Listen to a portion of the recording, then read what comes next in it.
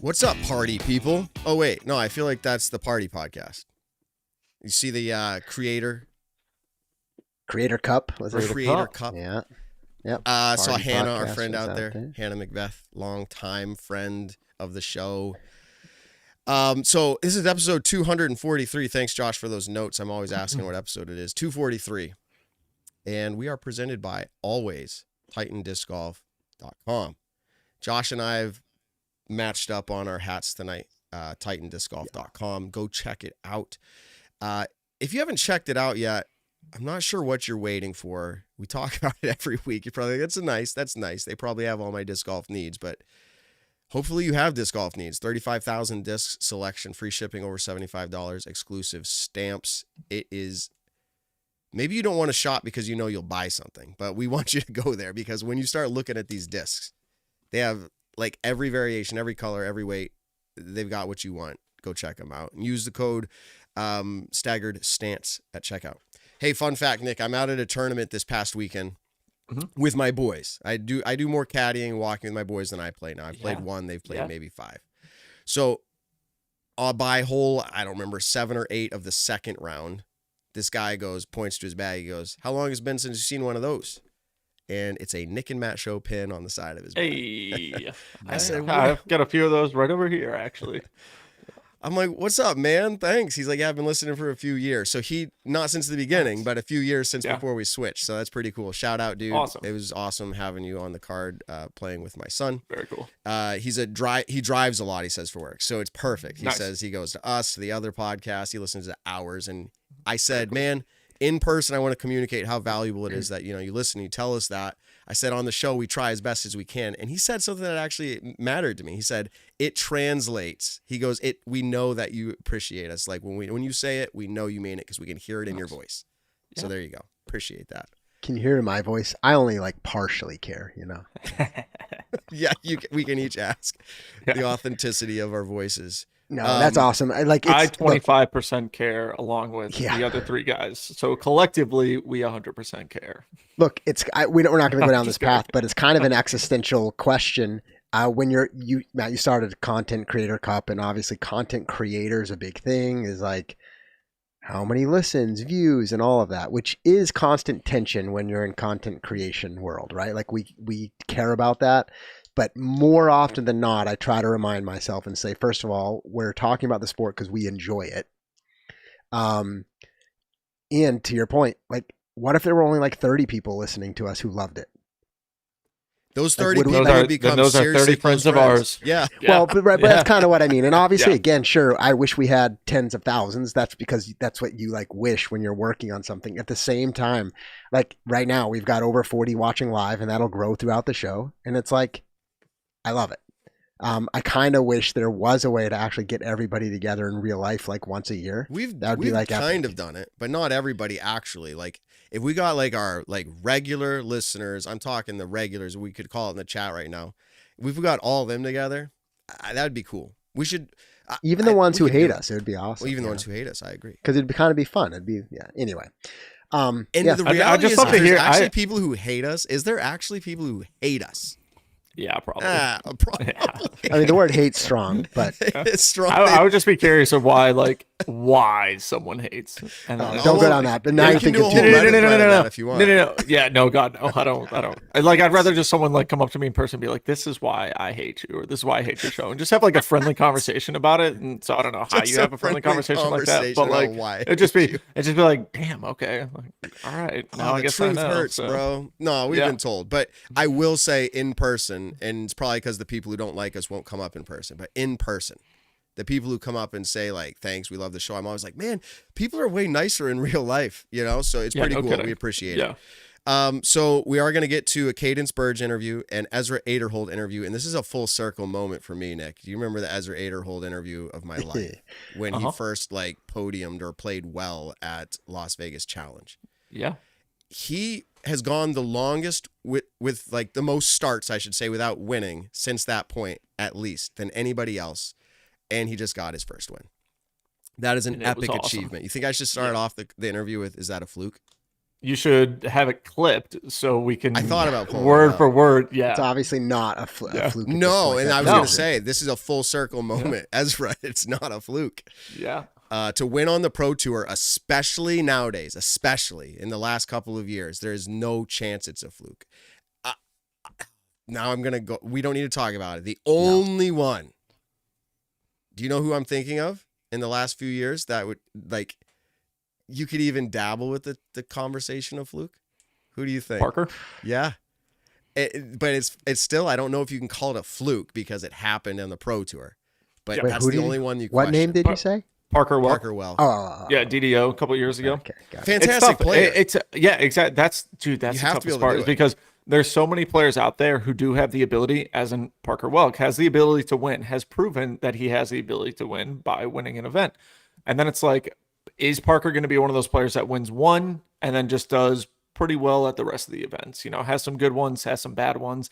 And there's multiple players out there. There's so many players who can actually win an event now, like one single event. It's just there's the elite group of people that we see consistently win them.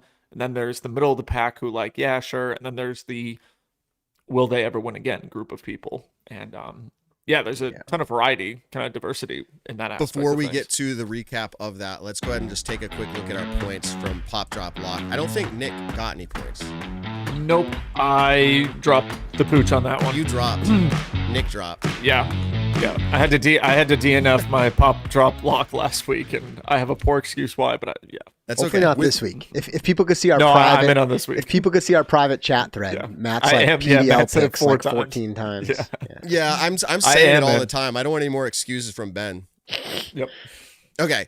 Which we did the same amount of texting that day too, I think. So I think there we should did. be no excuses. But anyways, 0. We already covered that last week, Nick. You Yeah, missed go for it. the Did next you one. see that? We went through all of it Oh, last no, week. I didn't. We were like, oh, finally, I'm just like, you're back in, Nick's back in. You guys both got your points back. I said for the fun of the show, we'll let you guys back in.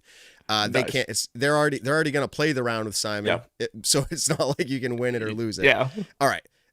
0 points for you on that one, which is actually not bad, Nick, seeing as you were trending sometimes in the negative. Hey, we're a good doing all strategy. right. Even with the 0, we're doing okay. All right. This is getting tough, guys, that are playing along with Pop Drop Lock. It's getting tough. You're starting to realize that like any points are valuable because the averages as the season progresses. By the way, there are only 10 events left, including the tour finale. 10 left. That's it. Wow. Yeah, that's it, including the tour finale and Worlds and USDGC. Anyways, there's 10 left. So that being said, the averages are really dialing in now, and so any points are good. Here's my points. 24. I made That's a bad week for you, Matt. Yeah, but I'm telling you, man, yes, it is bad, but any points are good. I think, look it up real gets quick. harder. Josh, do you know It what gets was the harder. biggest winner? What did they get? Let's see real quick. What total points this week? For The highest. Oh, It not was- 95 points. There were 3 The people highest, with yeah. Wow, 95. Yeah. But like, of course, they all hit on Coling. Jeremy Coling. Yeah, who really popped off. Yep. From there, it was a little bit distributed. They also picked Cadence to win. So if you picked Yeah, if you Wow. picked Coling to pop and Cadence to win, that was your week. you were doing good. And then even those players also picked Austin Turner to drop, who gave him 29 points alone. So like that was the magic formula this week, those players. But anyway. So I wanted to pick Jeremy Coling, but he burned me too many times. And I was like, is he going to actually finish the event? I think he's back on. And I will say this as if we're a fantasy game, right? Hey, inside scoop, you probably do want to pick Jeremy Coling at some of these upcoming events. Yeah, you may. It's interesting. Aren't both these players like there's some narrative around some kinds of injuries for them. Yeah. So that's also something to tip for playing this game. Watch people coming in and out of injuries or what, because then you can see big swings. Because Austin Turner was playing great, took some time off for his nagging wrist, and then returned. And I have no idea if injury like impacted his performance. That may not be true. Yeah. But the point is you watch those kinds of things that can really cause a player to play outside of their norm. Mhm. And in this case, Coling kind of being off but then like re-engaging. So I don't know. Interesting. So I just realized, and it won't actually matter, but my picks didn't go in correct last week. Remember I said Anthony Barella for lock? And Gannon was like, oh yeah, Anthony Barella or something. So it won't matter because Anthony They Barella both got didn't finish 0. in top 10. They So both got 0. Yeah, the Gannon scores and are AB 0, both so got it's fine. 0. But that was not my Okay. pick. Was not Gannon. Wow. But I don't know how that happened. If I did it or if it's just a glitch. It's It'll probably me limit doing it. your max of 5. so you Oh, gotta figure out true. what Which to is do. actually true. I only have 1 left for Gannon, so we're gonna have to swap. I'll have to get Shrek. He'll listen and he'll get that fixed up for us. Okay. But my fatal error was Corey Ellis. I never felt great about it, but after I picked him to drop and he's like second the whole weekend, Yeah. I'm like, ooh, fatal error. So I actually got more FPO points than MPO, which is rare too. So anyways, my points are 24. Ben's points, 30. He got me by 6. I still lead him by like 130 something. So I feel okay, but there's 6. And then Josh, your points are the winner of the week. 41. Boom! Finally, I haven't What'd you had do? too many. I mean, so I was -1 in FPO, so I didn't do good. Oh, there. you did the opposite of me. Yeah, I mean, Holland Handley gave me 10 points, and then I lost on Ellie Ezra and Hannah. But in MPO, I got 42 points, That's and I didn't even pick a podium. So yeah, Adam Hammis, and by the way, scared me round 1. I'm like, oh, disaster. Yeah. I'm like, a bad pick, and then scorched right up the leaderboard, incredibly. 58. Second And place. Simon, yeah. And Simon Lazat's always a gamble. Like, I don't know. He bounces up and down the leaderboard. He could have literally won the event too, but I picked him to drop and it worked out for me. So 21 points apiece puts me at 42 this week, which feels really good. But like we said, some people got 90 points. So, anyway, I'm still 200 points behind Ben. Oh, then you're 201 or something. 330 behind me or Yeah. something. Okay. So I got a long way to go. It's fun watching the season leaderboard now. I didn't have a good week, but I'm still holding on to second and season leaderboard, but I'm like 62 behind the leader. So Humorous Monkey, hopefully you start looking at the option. I mean, maybe don't count your chickens before they hatch, but start looking at something in November. We're going to have to figure that out once we get close to the end. It's going to be a quick turnaround for a round with Simon Lazat at Maple Hill. We're going to get to our picks a little bit later. Josh, we got probably 5 or so minutes to kind of recap whatever we want to recap, anything related to the event. I'll hand it over to you. Yeah, so I just pulled my notes. You know what I was trying to look for quick when you were handing it over to me is how many people picked Ezra Aderhold to win the event? Nobody, I think. And I believe this is what I was just double checking, so this is not a recap, but right, nobody picked him to win the event, which is interesting because Is I it? guess he hasn't won before. I just don't Well, know I if anybody's like, that's my lock for this event. No, well, it wasn't, obviously, literally. So, I mean, who's anyway. picking? And I don't mean this super negative, but like Jake Heavenheimer, my pick for a lock. No, You'd I be know, like, what? but Ezra's been playing Yeah. well this year. We're going to interview him about that, right? But like he had a second place finish or whatever. So like he's been playing well. So just like out of all the players, inevitably there's an Ezra Aderhold fan, and sometimes not. I don't know. They didn't pick him. True. Someone picked Yeah. Andrew Presnell. Someone Yeah, picked. I've got a That's what I'm Chris saying. Chris Like, that's just out of the list. Nobody Yeah. picked him. Sullivan, Tipton. Sullivan tipped it. Yeah, I So guess. maybe that's maybe Ezra looked at our picks and it was just like bulletin board material and Yeah. went out and threw down. Somebody But yeah. picked Brock Parks. I just saw that. You can pick anybody that's playing the event to win it. You can do that. So there you go. Yeah. Might have been some exactly. locals. So yeah, I think you already mentioned some of this. So in fact, I literally should pull this up. But so obviously MPO, FPO, both players coming in with their first Elite Series win, meaning Pro Tour, right, excluding the lower tiers, and majors, NTs, whatever it may be. That has never happened before on the Pro Tour, and I think it's the first time since 2011, according to our stat keeper. Everybody knows him, Evan Kearns, right? Sending over some stats for us to look at, but that's pretty epic. I texted, sometimes we text a lot in our chat and sometimes we don't, but I texted like, there's a lot of emotion and excitement on the course this weekend. 2 first-time winners. And there may have been some players missing from the field, but all practical purposes, strong fields, strong enough, right? Where I think to win on the tour nowadays is tough. Ezra Aderhold was easily holding down the most Pro Tour starts until their first win. Now, what I don't know is, like, I would be curious. I should have asked Evan, what's the most Pro Tour starts for anybody without a win? I'm curious how high that number is. For Ever? Ezra, it was, just like, running, right. I Because think he's got to have it. What's his number? You don't think somebody's higher than 80, 84? 84 starts? So Ezra Aderhold had 84 starts. But that's elite or major starts, right? They're Yeah. not just like, Yeah. okay. No, that's definitely, yeah. That's what, 4 years, 5 years? Well, 6 I years? also saying a leader major. I'm not sure the way Evan worded it. I think it's Pro Tour only. But I guess we could double check that and see if that's true. Either way, the point is, Matt, there's definitely a lot of players who have not won. Oh, okay. Yes, but I'm saying he might have the longest standing that has done it, though. Oh, he is. Yeah, that's okay. by far and away. So by far who would be the he, next? He had 80. Well, Aaron it Gossage?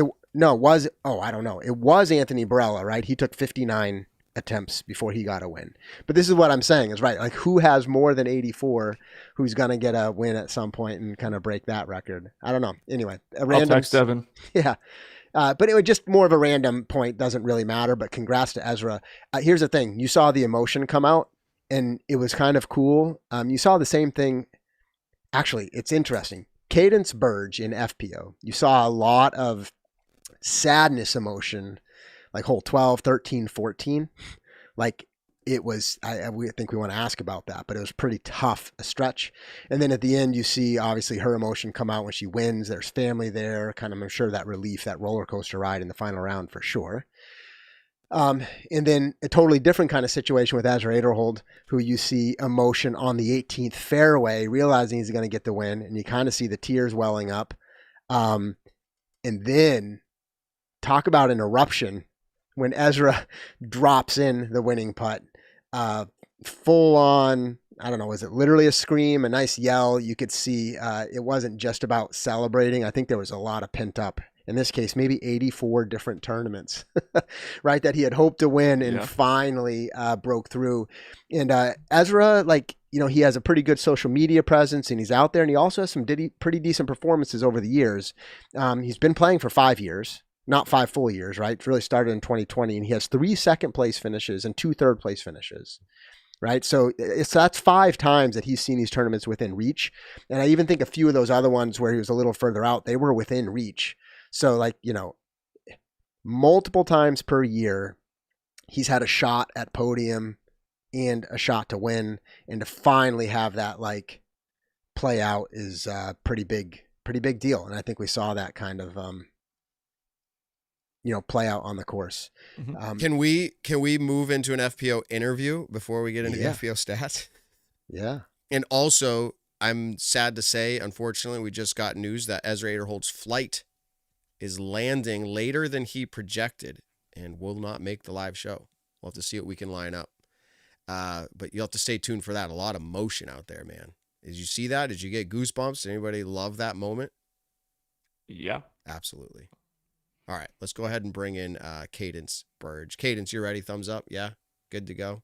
All right, cool. Here we go. Let's bring her in. Oh, I got to hit a few buttons. Let me do it.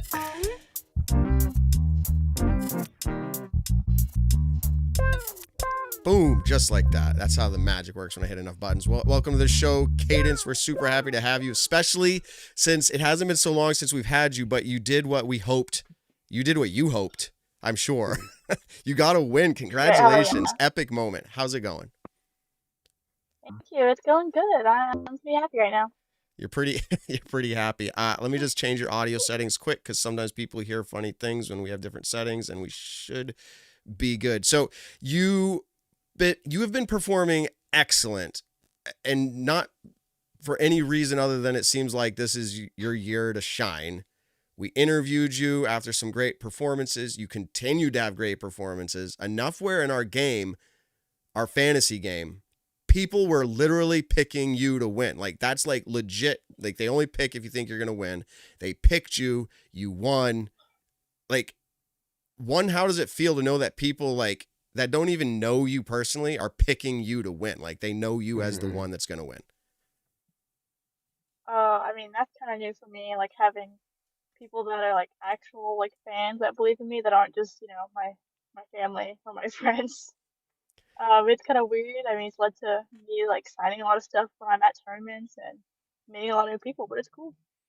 You are becoming a fan favorite. I mean, people have watched your story through AM Worlds, Junior Worlds, and obviously this is huge. You can't take away any previous wins. Like, those are massive in their own way. It's a major championship you accomplished.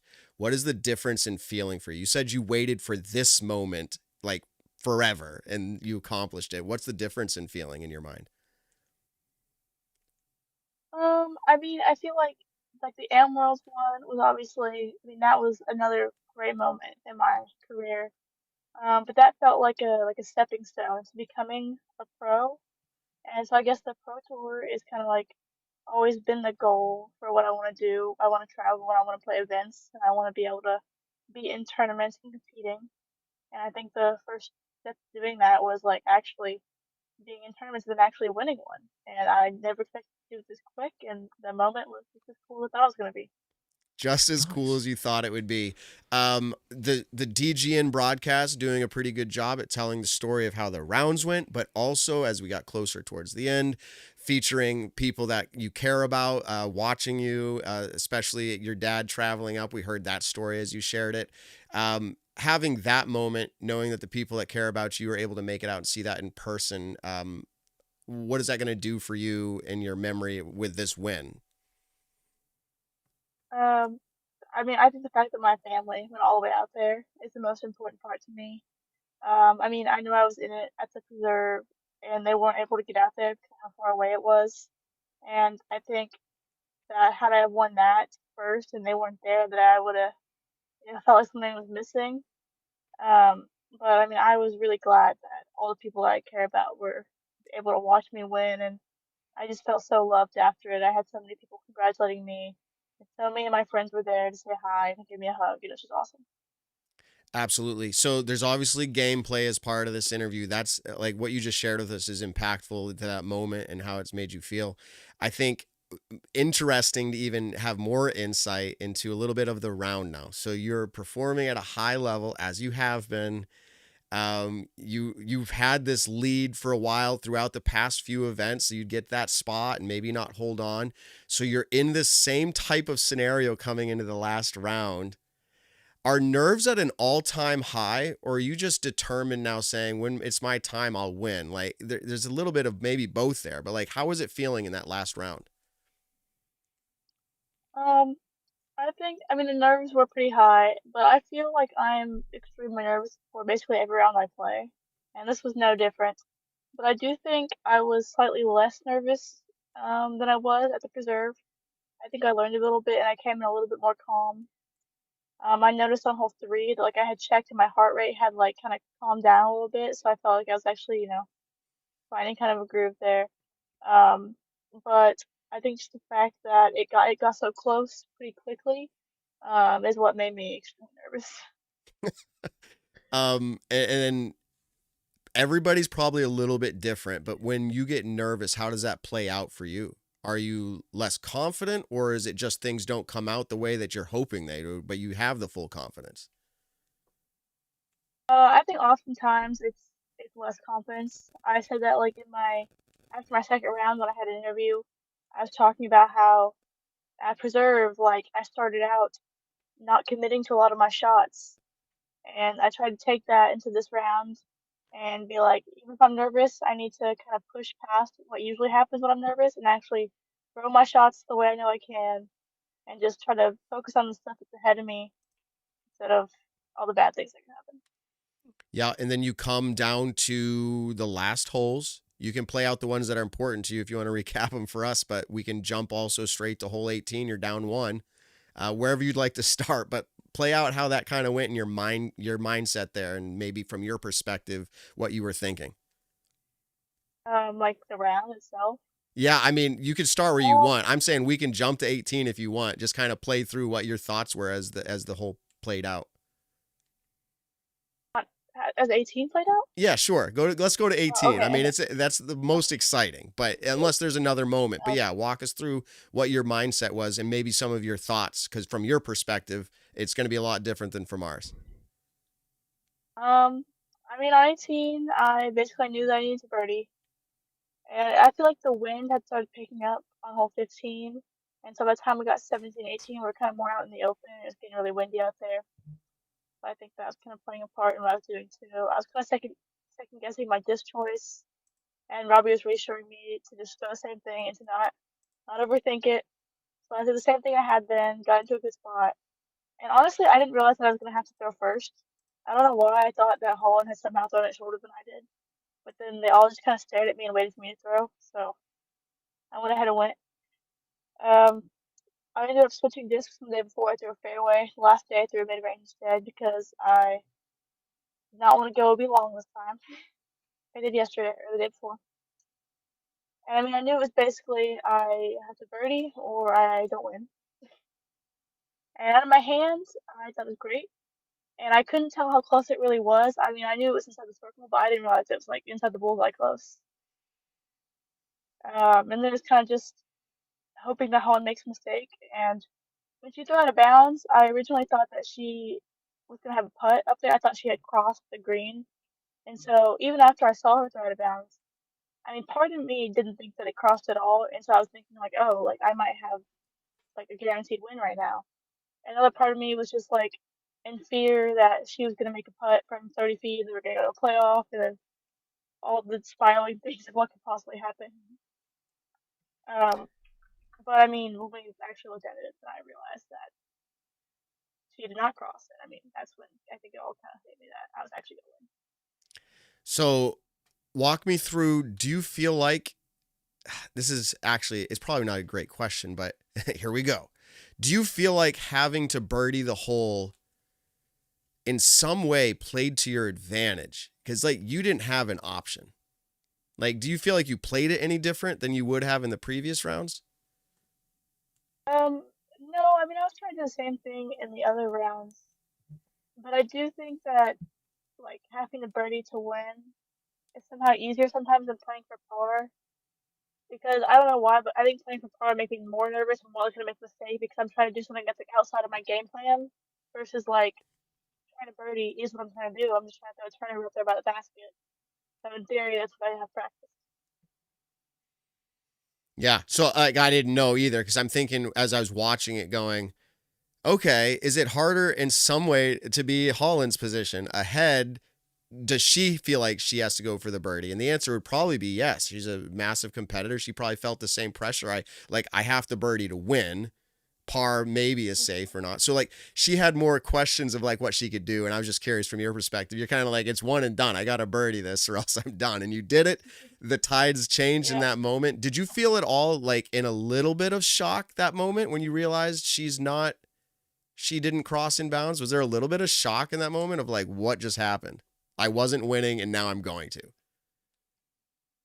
Yeah, I mean, obviously in my mind, like this is the exact thing that I'm like envisioning on CPAD happening because, you know, obviously I want to win. So like this is what needs to happen. But I think on the coverage you can see me like after she throws it out, it like cuts to me and I have like my hands on my head, like looking at Robbie and Avery, like, is this really happening? Like, did that really just happen? I think there was definitely some amount of shock going on there. Yeah, awesome. Josh, what do you got? Yeah, so Cadence, glad to have you back. I think it was just over 2 months ago that you were on the show, and I think we had a fun time interviewing you and some people in the chat saying how good you were playing, and so it was just a matter of time. So congrats, because it literally was just a matter of time. Here you are, right? Coming home with a win. So Matt mentioned this a little at the beginning. We have a show where people make picks, and more than 1/3 of our participants, more than 1/3 picked you to win. Yeah, literally. And that we look at the stats, it's like hundreds of people who are playing our game. Okay. I'm not sure because I'm saying this not proud, but nobody on our show picked, not that we don't think you could, but we didn't pick you as our lock pick. This is literally like everybody out there that's just like they knew something we didn't. Disc golf fans. So more than 1/3 picked you. Now, you were the second most picked. First most picked was Holland. So I want to ask, going into, look, you were leading the tournament after round 1. You were leading the tournament after round 2. I think you had a 3-stroke lead going into the final round. So like, and you know, you have plenty of experienced players who are going to try to chase you down. Matt asked if you were nervous and you already answered that. But just like, were you, when Holland closed the gap so fast, which you acknowledged earlier, did you feel like that pressure Like, did it change like the way you were feeling? I think you mentioned you got more nervous, but like you were consciously aware of the scores as they were unfolding. Yeah, I actually had 4 strokes going into the last round. Okay. But honestly, I think having a bigger lead is scarier than having like 1 stroke of a lead to me. Because I feel like when you have 4 strokes, you're almost like expected to win. Like it's yours to lose with 4 strokes. Versus like if you have 1 stroke, if you lose, then I mean like, well, yeah, it was a battle the whole way. Because if I had lost with the 4, I honestly would have felt pretty embarrassed that I was able to lose that big of a lead. That's just my honest thinking. Yeah. And so when she's like birding all these holes, I can't. I mean, some of the holes she birdied are holes that I can't even get to. Like I'm not trying Yeah. to play 2 in hole 4 for birdie at all. I'm just trying to play those holes. So she's taking advantage of all these and closing this gap. And even though I'm not playing bad at all, I'm starting to like lose the lead that I had built. And I feel like I did feel the pressure, but I wasn't really letting it get to me as much as I could have. I was playing pretty strong, but then my form kind of started to feel a little bit off, and I think the nerves got to me even more um, after the 3 putt that I had. Yeah. Yeah. So Holland came out scorching, like you said. You weren't playing bad, but then I'm gonna jump ahead. Holes 12, 13, 14. We see a lot of emotion, Cadence, where this is what it looks like. I'm gonna ask you what it actually felt like. What it looks like is you were experiencing the emotion, some challenging throws. Holland ends up taking the lead there, and it just looks like you had a sense of defeat. Like maybe you thought you already lost the event. Am I seeing that wrong? Like, where was your actual mindset? Like, hole 14, after hole 14, I mean, you just bogey, double bogey. Where are you at mentally at that point?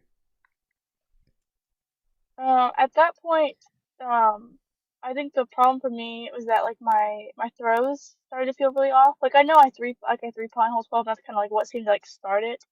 But the putt like I didn't put the positive throws, and like in my mind, your release point like can't be off at this kind of moment. And so I'm like looking ahead at all these holes I have left, and just thinking like if my release point is off, how am I possibly gonna finish this round well? And so internally I'm kind of freaking out because of that. And I mean, I'm 14. I threw 3 like terrible shots in a row, and I feel like I have no idea where my disc is going. And so all of a sudden go from like feeling pretty confident, like I'm just gonna like get all these easy pars and it'll be okay, to like now not knowing if I'm gonna ever know where my disc is gonna come on my head. And I was definitely I didn't give up. I never like thought that I was completely out of it and I was like guaranteed to lose. Um, but I did start to feel kind of out of control of my round and felt like I was a little scared of what was gonna happen. So how did you turn it around? Because I think, is this right? You birdied 3 of the last 4 holes. How'd you do that? I think part of it, I think having a caddy was really important in this moment. Even if some of the things that he was saying were kind of just going over my head and I wasn't listening. There Shout was a out lot of Robbie. research going on. Yeah, yeah, I'm not gonna lie, I wasn't listening to a lot of what he was saying because I was just so focused in my head. But a lot of what he was saying, I was trying to actually like consider. I mean, we were talking about slowing down, and we were talking about that I've played 17 and 18 really good the first 2 days. And I have all these shots, and that I was not out of it even though I was down. And on 15, even though my drive and my upshot honestly both didn't feel the best, I was put in a spot where I had an opportunity to birdie. And I mean, after capitalizing on that, 1 stroke going the last 3 holes really isn't much. Um, on 16, 17, 18, I was really focused on just committing to all my shots. I was thinking of like slowing down and really throwing it hard and like at the angle and exactly where I was aiming. And I think putting more focus into my shots, I guess, is just what really kind of helped me towards the end there. I kind of gained the confidence of my release point back a little bit, and I think that's what helped me. So we see, so again, congrats on kind of pulling out of that, because a lot of players, you said losing control, kind of not sure. It's actually very hard sometimes in a round to pull out of that. And so you did. I'm curious, like that experience of having, I'm going to call it, again, leading after each round, strong performance, but then struggling and then actually losing the lead, but then winning. what do you take away from this besides the pure like celebration aspect, but from a learning standpoint? Like what kind of experience did you gain that you think you might carry forward, to future events? Is there anything that you kind of learned from this experience this past weekend? Um, I think that being able to pull out of the negative headspace that I got into was probably one of the most important things. I was there and just being able to calm the nerves overall. Um, I think that I've like played a lot of tournaments other than pro tours and been able to win, and so I feel like having those experiences of being in battles and being able to come on top has helped me be able to win this. But I think getting this specific win will probably allow me to maybe feel less and less nervous each time and not like put as much pressure on myself coming down the stretch. Or maybe if next time I'm in one and I lose, that's not going to be as big of a disappointment as if I had lost this one, which would have been my first one. Yep. Well, I'll tell you, it's interesting if you go look out at your player stats, which you can get multiple places, but Statmando being one of the best here. And you look back at 2023, you averaged 31st place. 2024 averaged 20th place. This year you've averaged 10th place. If I look at your last 3 events, it literally goes 3, 2, 1. Yeah, So, I don't know if that's happened before for a winner. I mean, yeah. So like it's pretty incredible, Cadence. So again, congratulations on that. I'm still reflecting back on our interview with you 2 months ago and now seeing, where you're at now. It's really I think it was after Kansas City Wide Open when we interviewed you last. And Yeah, I guess the sky's the limit. So the obvious, I'm sure the goal is to continue to rack up wins. But is there anything else like for you, just this successful year, like have your eyes set on anything, or is it just continue to do more of the same? Like, is that where you're at? Oh, I don't know. I feel like the biggest goal was always just to get a win. Um, but my other goal was to make not portrait championships, but like the all star things. I really want to be in the all star thing. I think it was like really fun to compete in. Um, Well, you should have other a shot at wins. that, right? Yeah, I think it's like top 12, and I'm 8th right now. All right. So close, but it's definitely possible. So that's kind of my goal. Other than win more tournaments or win a major or something. Well, this is massive, Cadence. I was just reflecting on you are in a professional sport at the highest level, and you just won. That's something very few people ever get to do. Even having the world title that you had prior to this was big, but this is the open division at the highest level. Is that sunk in yet for you? I don't know. A little bit, kind of. It's crazy to me. This is literally the goal I've had my entire life. So I don't think it really has totally sunk in. I was literally sobbing when I won, like into my friends and my dad's shoulder. The camera angle was not good for that because behind me, but I was literally sobbing. And every time I rewatch the clip, I've watched it several times in the last 24 hours, or however long it's been. Well, I feel like I still tear up every time.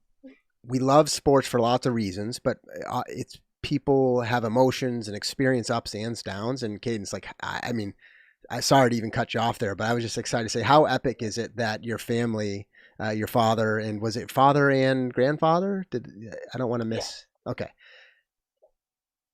They're not there for the event, but then they know they have to be there for the event. So they make it out there. And that is just like, that's, again, we like it because of the stories. And that's just an incredible story. And that's going to be with you forever. So I agree. That's awesome. Very, very cool. Now, looking forward, I don't think you've traveled to Europe in the past, but it looks like you are planning to travel this year. Is that right? Worlds. Yeah, I'm playing Crocal and then the 2 majors after that. Okay. The whole month in Europe. All right. Have you been to Europe before? Nope. Right. I had never been to Europe, and I don't think my dad has either, but I'm going with me, my dad, my sister, and my grandparents. Very cool. That That's is not exciting. going to be a I mean, memory you're- to forget either. I Like mean, I said, when you're, we saw you're living the World- disc golf life. So Yeah, number one, you're competing in it with a real chance to win. Very different than me considering going over the excitement of how big the disc golf venue is and how fun it would be. You're doing it. It's going to be something you'll never forget, regardless of the outcome. But we're starting to look at all the stats. We're looking at all the information that comes in, even post-win here, and you're starting to show up in a lot of these top tier stats. I'm looking at Disc Golf Pro Tour's world stats, and you're number 5 on that list. I mean, people are going to have to start picking you more often for their lock pick. Whether you win or not, I think we can count on you to, I want to say, at least get a top 10, if not better. When you look at the stats as of late, it's just trending that way. Do you feel good about it? Like, do you feel like this is kind of where your game is? That you're going to have obviously a little fluctuation. That's part of disc golf, but you feel like this is where your game is, where you're like, I feel like I should get top 10 every time. Is that kind of how you feel? Yeah, at this point, for sure, I would say so. I mean, even last week, I mean, I got second, but after my first and my third round, I was kind of just left like feeling not great about it. But even like my not great rounds are still rounds that are kind of above the cash line and maybe even the top 10 sometimes. It's crazy to think about because I mean, last year I missed cash at half or more than half of the events. So Yeah, something did change for you. Although, how many events did you do last year? Because I have you averaging in 21st place last year, 31st place the year before. So you've increased by 10 every single year. Now you're averaging 10th place with a win. So it's just trending. Everything's trending the right way. So what are your plans and mindset? Obviously, having Discmania, you're representing them as a team player, having them see this win, and then your thoughts of the future. You gonna try to make a career out of this? For sure. Honestly, it's been the plan for at least the past couple of years that I've been trying to make a career out of it. I mean, I switched to online my senior year, which I just graduated, but with the purpose of being able to tour full time. And I am currently also planning to do online college with, the same hopes of being able to tour for at least the next 4 years and hopefully beyond that and be able to do this for a living. Well, awesome. Congratulations again. Is there anything you'd like to shout out or anybody or whatever you want? Any storyline we missed or something that people would find interesting? Anything. The floor is yours. Oh, I guess just shout outs to my family and friends and my sponsors, Discmania, Monkey Grip Guys, 30 Bags, and Disrespect. Awesome. Well, we appreciate it, Cadence. It seems like we always catch you, which we do, on your way back to wherever you're going, and that car is becoming familiar to us, or at least the vehicle interview. Yeah. We appreciate it. At least, I don't know if anyone's sitting next to you or not, and I don't need to know, but last time there was someone kind of like playing around a little bit on their phone and texting in the chat and all that. We don't have that tonight. Oh, you're not texting? Yeah, he no, just but has yeah, the Bo is. You asked a question and Oh, I it is. answered just it. going up to his ear. Because if we remove I the put it open up on screen. Cadence, if we remove the open at Austin finish, you are averaging 6.5 finishes this year. Yes. Pretty darn good. Yeah, the Open Austin kind of just felt like an outlier. I don't even know what happened at Spring Valley. I don't know what happened there. All right. Well, I did all put right. I did put Bo's chat up on screen. That's funny. For some reason I didn't put 2 and 2 together. He said I'm one of the proud players who picked or believed in Cadence, and I had that up on screen yeah, he earlier. did. So there you go. And we're gonna let you fire up the air conditioner so you're not like dying in there. Hi, Shelby. Thanks, Shelby. Hi, Shelby. Okay. Awesome. Congrats everybody. Awesome to watch. This is the wave of the future, as in like we've seen juniors coming up and doing this. We've always talked about it for years. Like the wave is coming, and this is the beginning of it. Congratulations, Cadence. We'll talk to you another time. Appreciate it. Thank you. Peace out. Well, that was cool.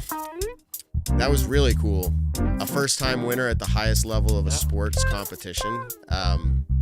You could say there's a bigger event, but I don't know. Arguably, your first at the elite level's got to be. I guess if you win Worlds, would she say? I feel That would be different now. bigger. Yeah. I'm a world champ, major. probably. Yeah. But Yeah. still, Yeah. this moment of having a first win on tour is epic.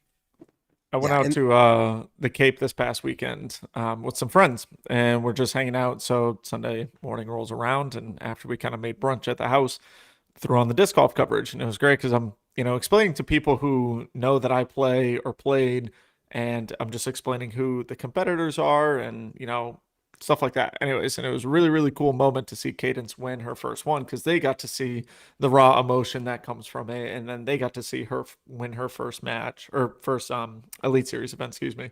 And it was just a cool experience all the way around. Yeah, for Epic. sure. And it's just the way it's happened too, and we talked about it, but it's not like she's been averaging 40th place and then gets a pop-off win, which would be exciting. Yeah. But this is like, it was inevitable. And how crazy is it that more than 1/3 of our pop, drop, lock picks picked Cadence? So it's it's cool because it shows that she's been performing well. People are aware of her performance. And Matt, like, I mentioned it and you reacted to it. I'm like, her most recent 3 finishes are 3, 2, 1. So it's like, I mean, that's just strong performance. And one of those events was a major, right? So yeah, I think, boy, what could be an overreaction? I don't even know if you can't. I mean, because you could be like, I don't know what to say except that she could be great. It's too early to say because you need years to prove that. But like what I'm saying is you're seeing performance that's not like a one-off. This season is incredible for her.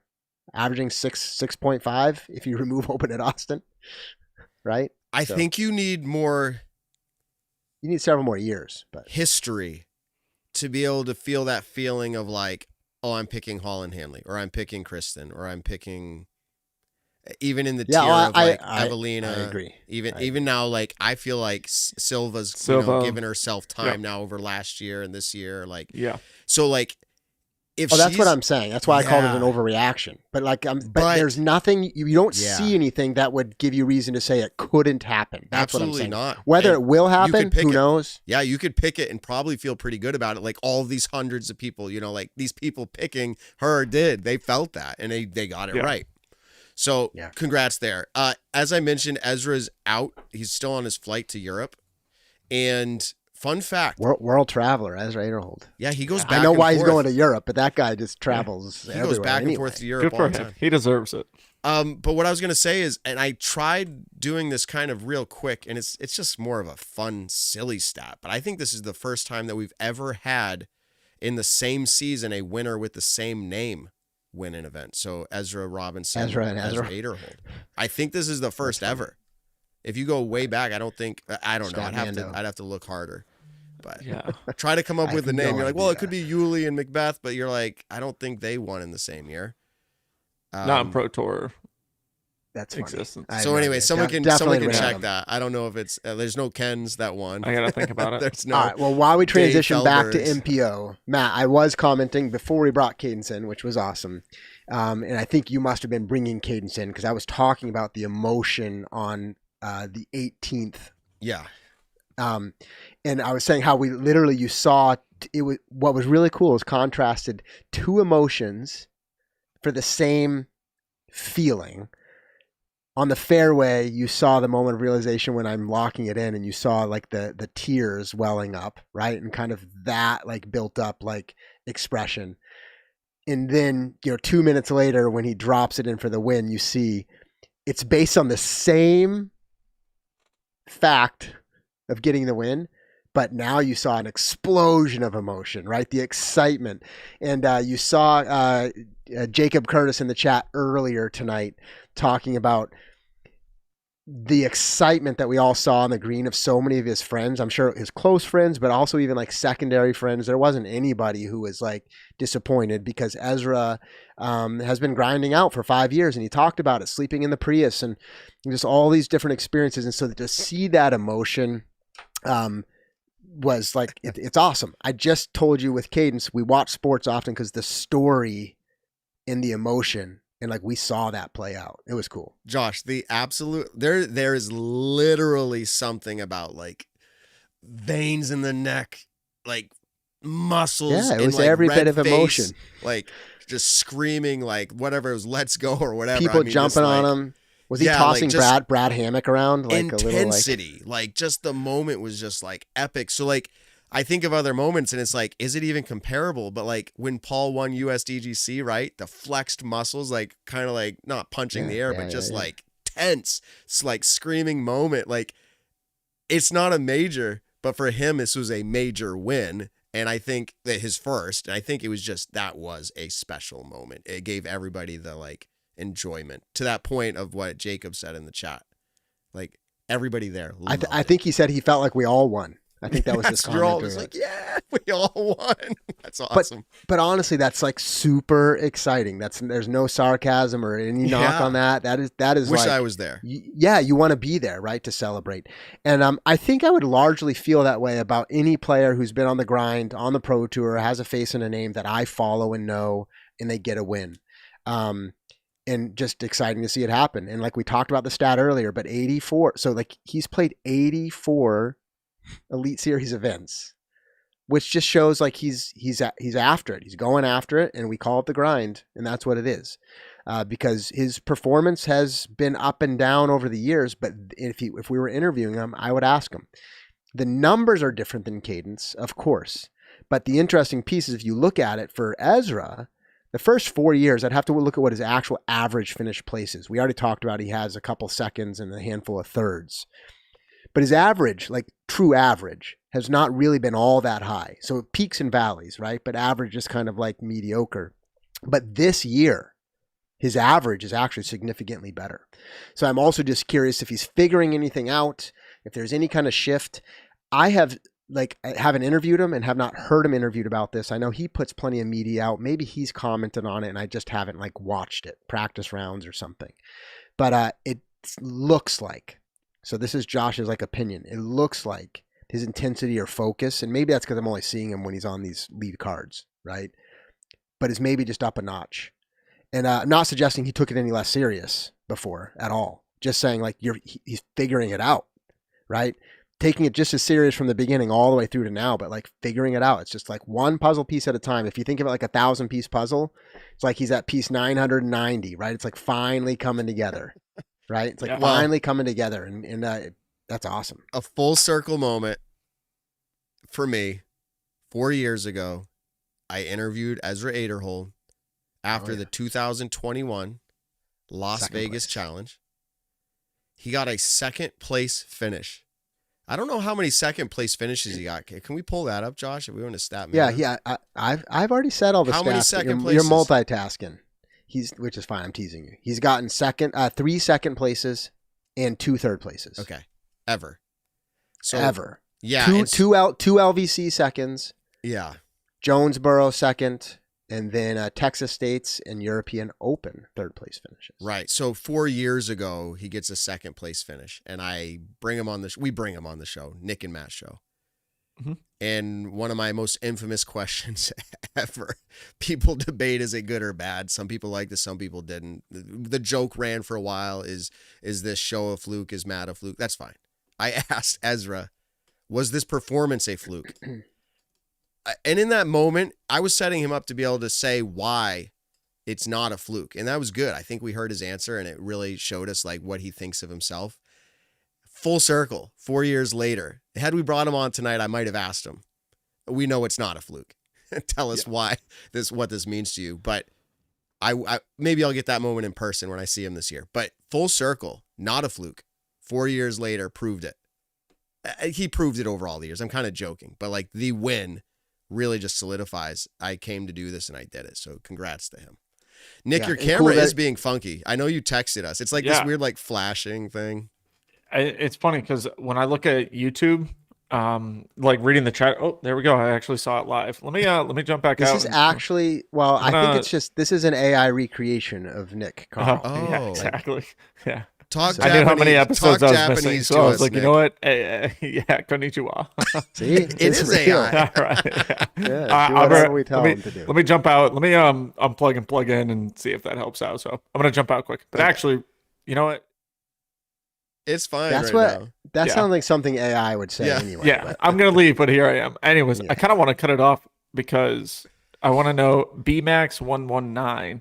I'd like to know if Ellis will be disciplined for his profanities on live coverage. If the PDJ is going to tout itself as a family-friendly sport, they need to address this.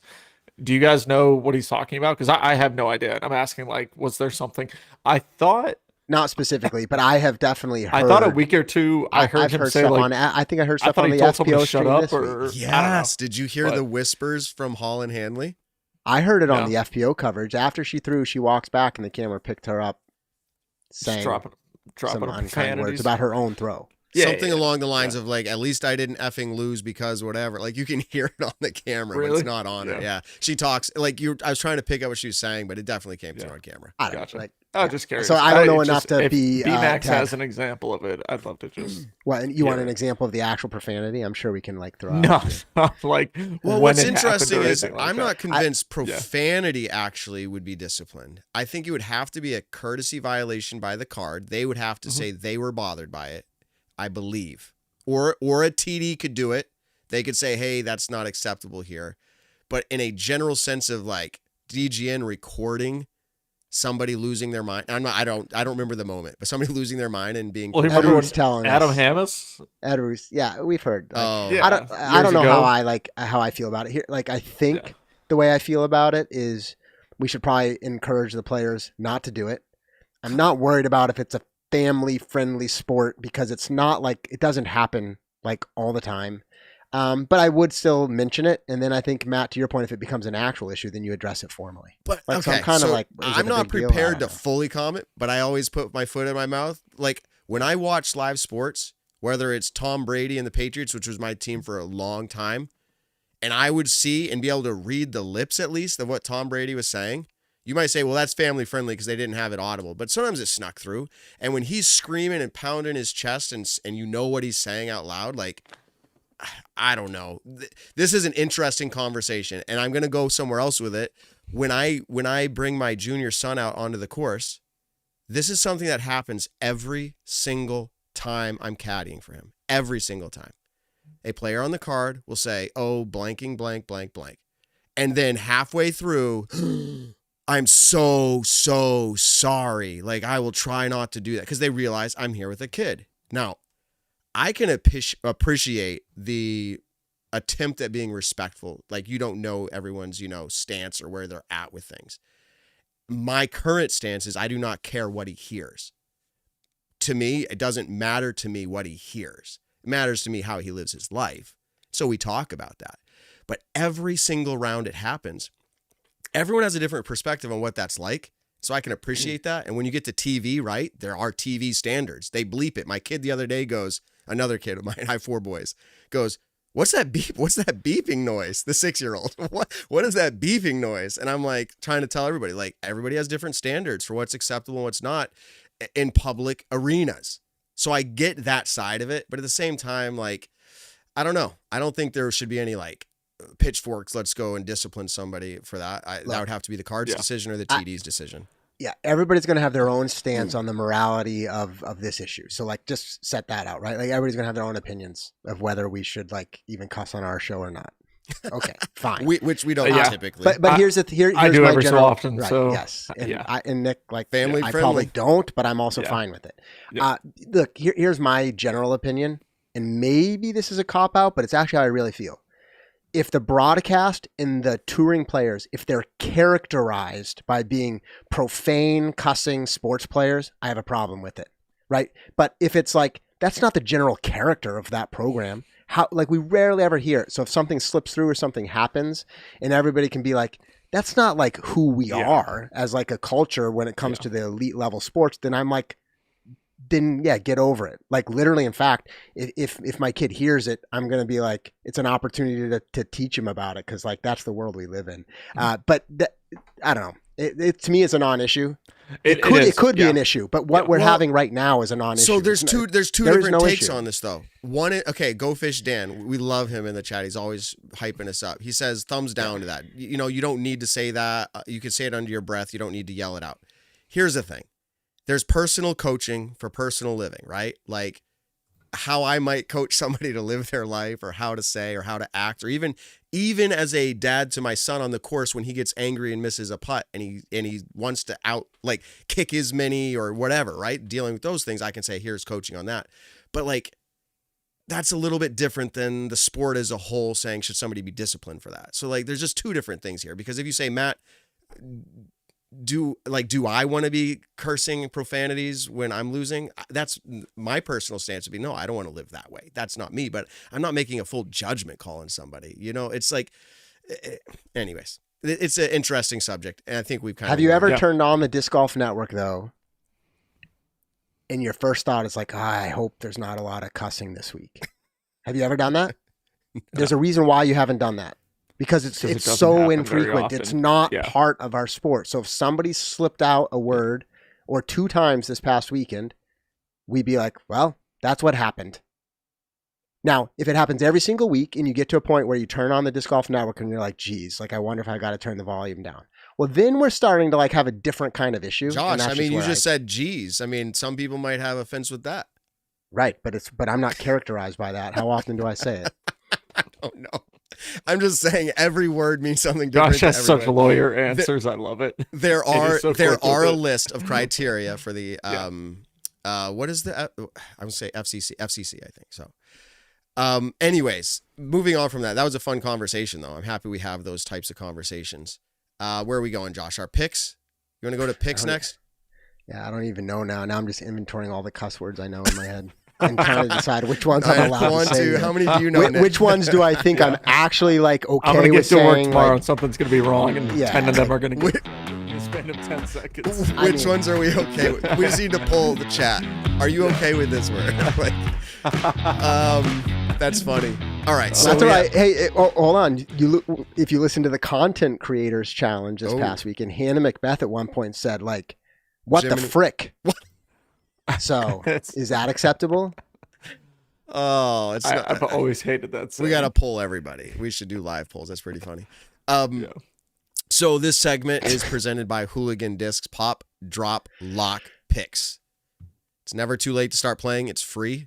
Just visit popdroplock.com. This is our own game. This is not us actually selling a game that others have created. I've been hearing other fantasy games out there, and they have sponsored players trying to advertise for them. The best ones in the universe, baby. The best fantasy in the universe. Like, hey, if I'm not making fun of it. You get paid a certain amount to say advertise for somebody, man, I'll probably do it too. I'm fine with that line. I'm just having fun. No, it is funny. My kids go like, is it actually? And I'm like, well, probably not. They're just getting paid to say that. I don't know. Like, yeah, maybe. Makes me want to go check it out. But anyways, Pop Drop Lock is free. It's extremely simple. I'm sure other fantasy games are simple too. All you're going to do is find the drop downs for each player, and you're going to decide if they're going to play above or below it. Pop means they play above. Drop means they play below. Lock means they are going to at least top 10, and you hope they win. You get those picks submitted before the event starts, and you play along. The season-long winner gets a round with Simon Lizotte at Maple Hill. So without further ado, we're getting into our picks for the PCS Championship. I don't think we were here last year officially as a pro tour, so this will be a kind of new again, kind of refresh, bring it back. And we're seeing which players maybe play better in Europe or not. Just, I don't know how you make your picks, but these are all considerations. Let's go ahead and pull up Nick's picks. Careful how you say that. Yeah. Nick's picks. Don't want to swear. All right. In the we're going to start with the FPO division. I've got Kona Star Montgomery popping off. My drop is someone who's actually playing incredible right now, but maybe this tournament she will not. Evelina Salonen, and then Silva Saarinen. Sylvia, you have in there. I don't know who that player is. Oh, did I spell it Sylvia? I bet you it was autocorrect. I can't even see it on my screen. Actually, it's so blurred. Sorry, Sylvia. Silva Saarinen is going to take it down. This is actually my first pick for her to lock, and I'm pretty stoked about it. I think I'm feeling pretty good about it. Jumping over to the MPO side, we've got Benjamin Callaway averaging 52nd right now. I think he's going to do pretty well. Dropping is this past week's winner, Ezra Aderhold, and Niklas Antala, also a first-time pick to lock for me. So, yeah, those are my picks. All right, my picks. I think this is my week. I got $5 on it. This is my week. Oh man. Okay, I'll start with FPO as well. Some of these names are not going to be familiar to they have heard them, but not super familiar. Popping in the FPO, Jenny Karppinen. She has a low average, but playing in Europe, I think she plays better typically. So there you go. I'm picking her to pop. Maybe consider it for yourself. Dropping, she has a pretty high average. This is how the game plays. You kind of look at it, have to make your picks. FPO is a tight game lately, so dropping Kaide, we could try to do all the pronunciations. Kaidi, Alsalu. I'm not like wishing bad, but if she drops a few compared to her average, it'll still be a decent performance for her, and I'll get some points. And then locking, Evelina Salonen. This is a storyline that we can get into later if we want to. Evelina and the storyline with Kristen. So anyways, I'm picking Evelina to lock. I only have one more Kristen pick. That's part of my strategy. I'm thinking Worlds. We're just going to see how we feel at Worlds. I bet Kristen gets my pick at Worlds, but that's up for debate too. That's my point. The storyline's interesting at this point in the season. All right, popping in MPO. Guys, I feel like this is where he started showing off last year was James Proctor. James Proctor. So I'm going with James Proctor to pop. I know he's been dealing with injuries, hasn't played as much this year. Assuming he actually shows up, I don't know if we have social media saying he's arrived, but he shows up and he plays. I think he's going to be feeling good, happy to be in Europe. James Proctor to pop. Dropping, Nick, we did it. Ezra Aderhold. Dude, I was just about to say this might be the first week, and then you do that, and where we once share again, we one have pick. At least one. So Ezra Aderhold, I'm kind of glad we're not interviewing him and telling him our picks. I feel like him getting that win is epic, deserved, special. He achieved it. Can't take anything away from him. The consistency as of late is there. But if you look at his other two, I'm giving you my inside scoops why I'm picking him. If you look at his two other European events this year, which he's already done, he's come back and forth. They've been well outside of his average. I'm kind of rolling the dice that he's not going to keep up with his current average, but watch. He's riding the waves. He's probably going to win it. So, but anyways, I'm picking him to drop and then locking Ricky Wysocki. I have this feeling he'll get his first win in Europe, and it will be not revenge, but redemption from his second place finish to Nicholas, his previous trip a few weeks ago. So those are my picks. Let's see how it goes down. I'm trying to get the season long winning, and I need to get a lot of points to beat Humorous Monkey. So, all right, let's see what Ben put in. I don't know if you guys can see it well. I can read it off, or you guys can. What do you want to do? Josh, can you see it well enough? Yeah, I think so. I have good eyesight. Again. It looks like pop Eli Swanson. And to drop Bradley Williams. And Matt, he's agreeing with the, does that say Rick? Yep. Rick Wysocki. All right. Picking Rick to come down with the win, which is not a bad pick. And then in FPO, Matt, is that Jenny Karppinen, same one I picked. So we've shared now our locks and our pops, FPO and lock MPO. All right. And then in drop, Katie Tati, who a familiar name. And then to lock, not Sylvia, but Silva Saranen. Her sister. Yeah, maybe. But obviously that's a strong pick. I think we all know why she's being picked. So yeah, that's what Ben's got. We'll see how it works. I teetered on it. I bet you we have a lot of Silva picks this week. I bet you we have a lot of Evelina. I bet you we have a lot of Kristen. That's not a hard Cadence bet. picks. Yeah, maybe Cadence. Did she say she's playing PCS? I don't think so. No, I don't think so. Oh, that's right. You're right. Crokle. Okay. All right, Josh, here are your picks. All right, so here's mine. Aaron Gossage to pop. And Calvin Heimberg to drop. Drops get harder and harder because you end up having to pick good players and just hope it's their bad week, like Simon Lizotte last week. And then to lock Paul Macbeth. Hey. I legitimately think he can win. I'm also trying to manage my remaining picks for other top players. Exactly. So, all right, and then in FPO to pop, Anakin does not fit on the screen. Anakin Christensen Steen. I think she could perform well. And, the field depth is an interesting strategy, too, when you look at these events. The same thing for Aaron Gossage, by the way, in Impio. It's like, relative to the entire size of the field, he is stronger. So you kind of look at that. Now, here's the thing. I don't actually think I like this strategy, but I just couldn't figure out because what I just said. So Evelina to drop, and I'm not literally trying to hedge my bets, although that ends up being what it does, because I'm also picking Evelina to win. And it's just a matter of you have to pick a top player who could fall down and give you points. I picked her to lock. So did you, but you also picked her to drop. But I picked her That's to your lock, backup. right? Yep. So by the way, I haven't picked Evelina yet this year. So again, managing my remaining picks because I think Kristen and others are great strong picks, but Evelina just keeps winning. And I will probably talk about it for a few minutes here, but again, she just won against a strong European field again. And that was a really kind of weird tournament. But anyway. So those are our picks. We'll see how that plays out. This is not ratings. I just saw the chat come in with that question. For those who are curious, not all European events are ratings based. We're kind of doing our criteria by feel. As in, we kind of have group discussions. We talk to Shrek, who's putting this together. The strength of field. I wanted to do the old school field of strength, and I couldn't remember which one was right when I started it. I think there's more than 40 regular touring players from the U.S. or just in general, regular, consistent touring. When we have at least 40 or more, I think we go to regular average finishes, which is what we're doing here. I believe it's what we're doing for the next event, definitely for Worlds. Stay tuned. We'll let you know. And you'll always see it pop up when you go to make your picks. It will show you if it's ratings or not. But one other rules thing to throw out here, whether we change it for this season or next season, let's get a response, maybe live from you guys, but also maybe the chat can chime in. There is a strategy of seeing when an FPO field, let's say, has 20 and someone's average is 35, to say they're a pop player, guarantee me at least 15 points, even if they get DNF, or not DNF, even if they get last place. I don't like that.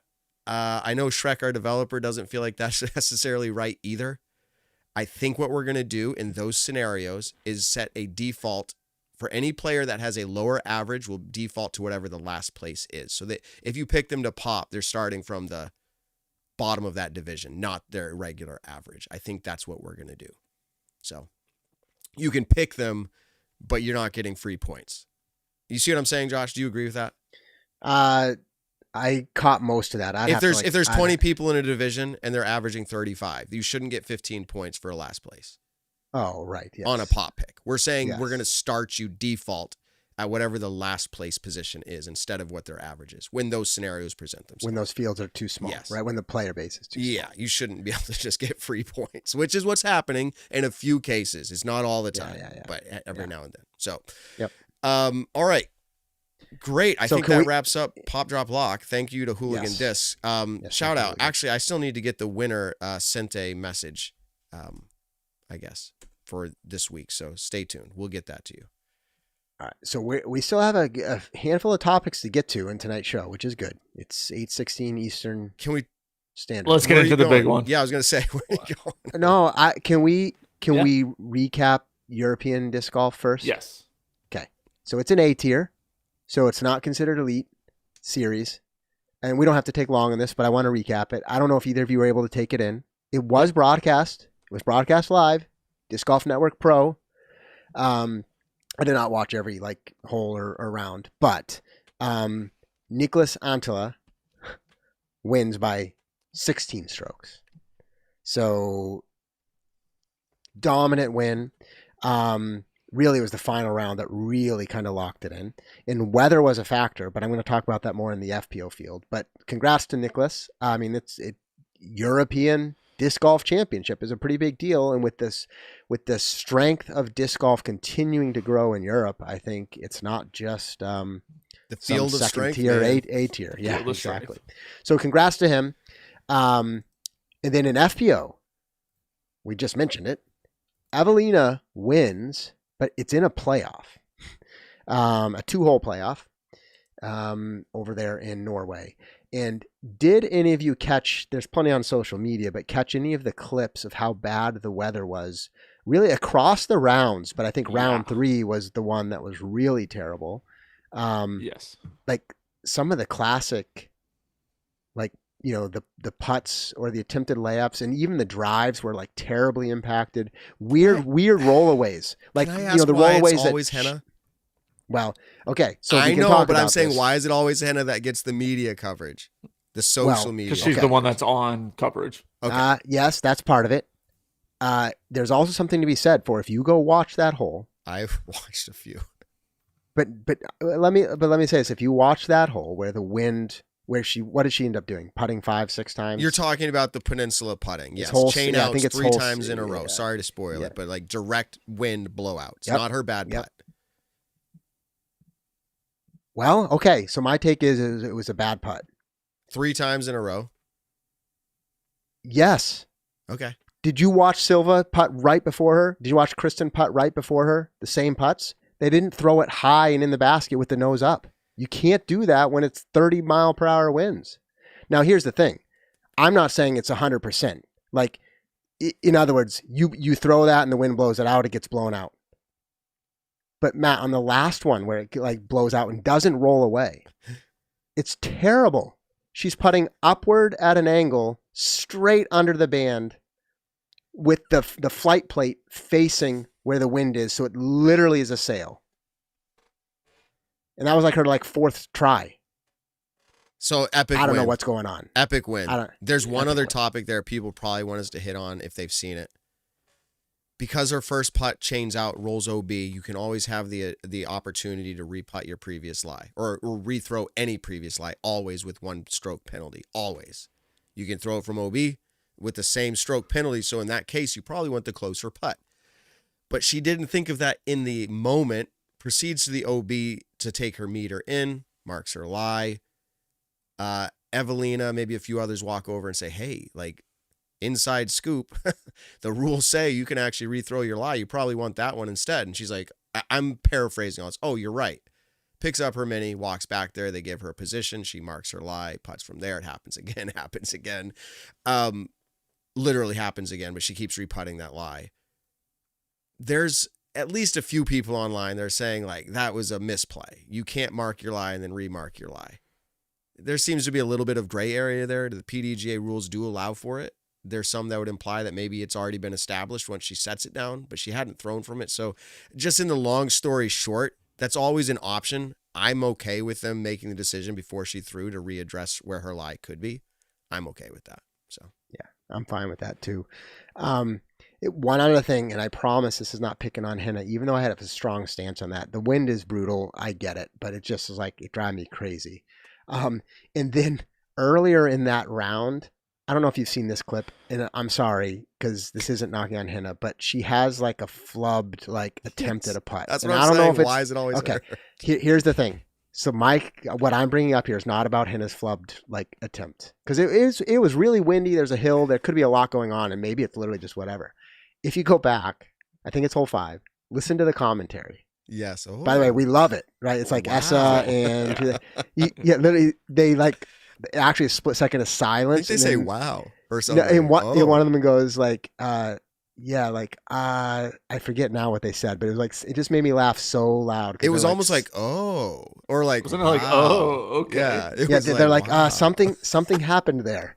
I think that's what they said. Something happened there. And they did not even know what to say. Probably because they weren't picking on her, but because literally it was almost confusing live. It could have Anyway, blew out of her hand as she was putting. I get that. Look, so here's the thing, to stop commentating on people's performance, but have you ever played in weather that bad? And then we'll move on from this event. But it was so bad that it literally taints the results to some extent, because not it's 50 insane. miles an hour, not 40 miles an hour. I've done really windy, but not. They had to be that careful not to windy. fall in the water. It looked like it would have swept them away, out wherever. It was crazy. Actually, I take that windy. back. I have once. The top of Buffinville, throwing hole 16 or any of those up there. It was like their whole tournament. Yeah. One time I did. I could actually have my bag on my back and I could lean as hard as I could into the wind, and I couldn't fall over. So yeah. It was just like, but can It's you brutal. imagine just playing like the whole round for a tournament that matters? So like you got to mentally stay locked in. So brutal. Anyway, congrats to them. We don't normally cover A tiers, but I wouldn't be surprised at some point that event kind of somehow levels up. I don't know what tier it would be, but Yeah, the course looked pretty it's cool. important to them. It was enjoyable to watch coverage wise. I mean, when I was able to turn it on and actually be able to catch some, it was Yeah, it's just the fun to weather was watch. brutal, I mean, but yeah. weather was brutal. I have zero desire ever to play in weather like that, and it is kind of frustrating to watch it in a sense of like just seeing some of the things that happen. It's like, damn, that sucks. Like, there's few things they could have done better, quote unquote, and then they just had a freak. Like, some people's discs were, trying to skip up a hill, and because it just skipped a little bit too much, it caught the wind and Yeah, then it just was crazy. blows it into the water. And it's just like, man, that was 89 or 90% of that was a really good shot, and Yeah. just you got the bad luck with it, and yeah, it's just not enjoyable. Judge but that disc golfer, Nick. Would Yeah, you rather Evelina through Chace again. wind, rain, or Dude, snow? what's That so was so funny bad. about that though, Matt, is because we're all in New England. Yeah. Dude, I've played X amount of tournaments this year, and I think 90% of them have been in the pouring rain. And so back in the day, I used to be like, oh yeah, rain all day, give me rain all day. I hate the wind. And I'm like, please give me wind at this point. That's because how the I rain, feel The always. rain has been brutal this year in playing in Massachusetts and surrounding areas. It's true. But I'm a yeah. wind guy at this point. I had to buy a brand new umbrella just because I was like, this is ridiculous.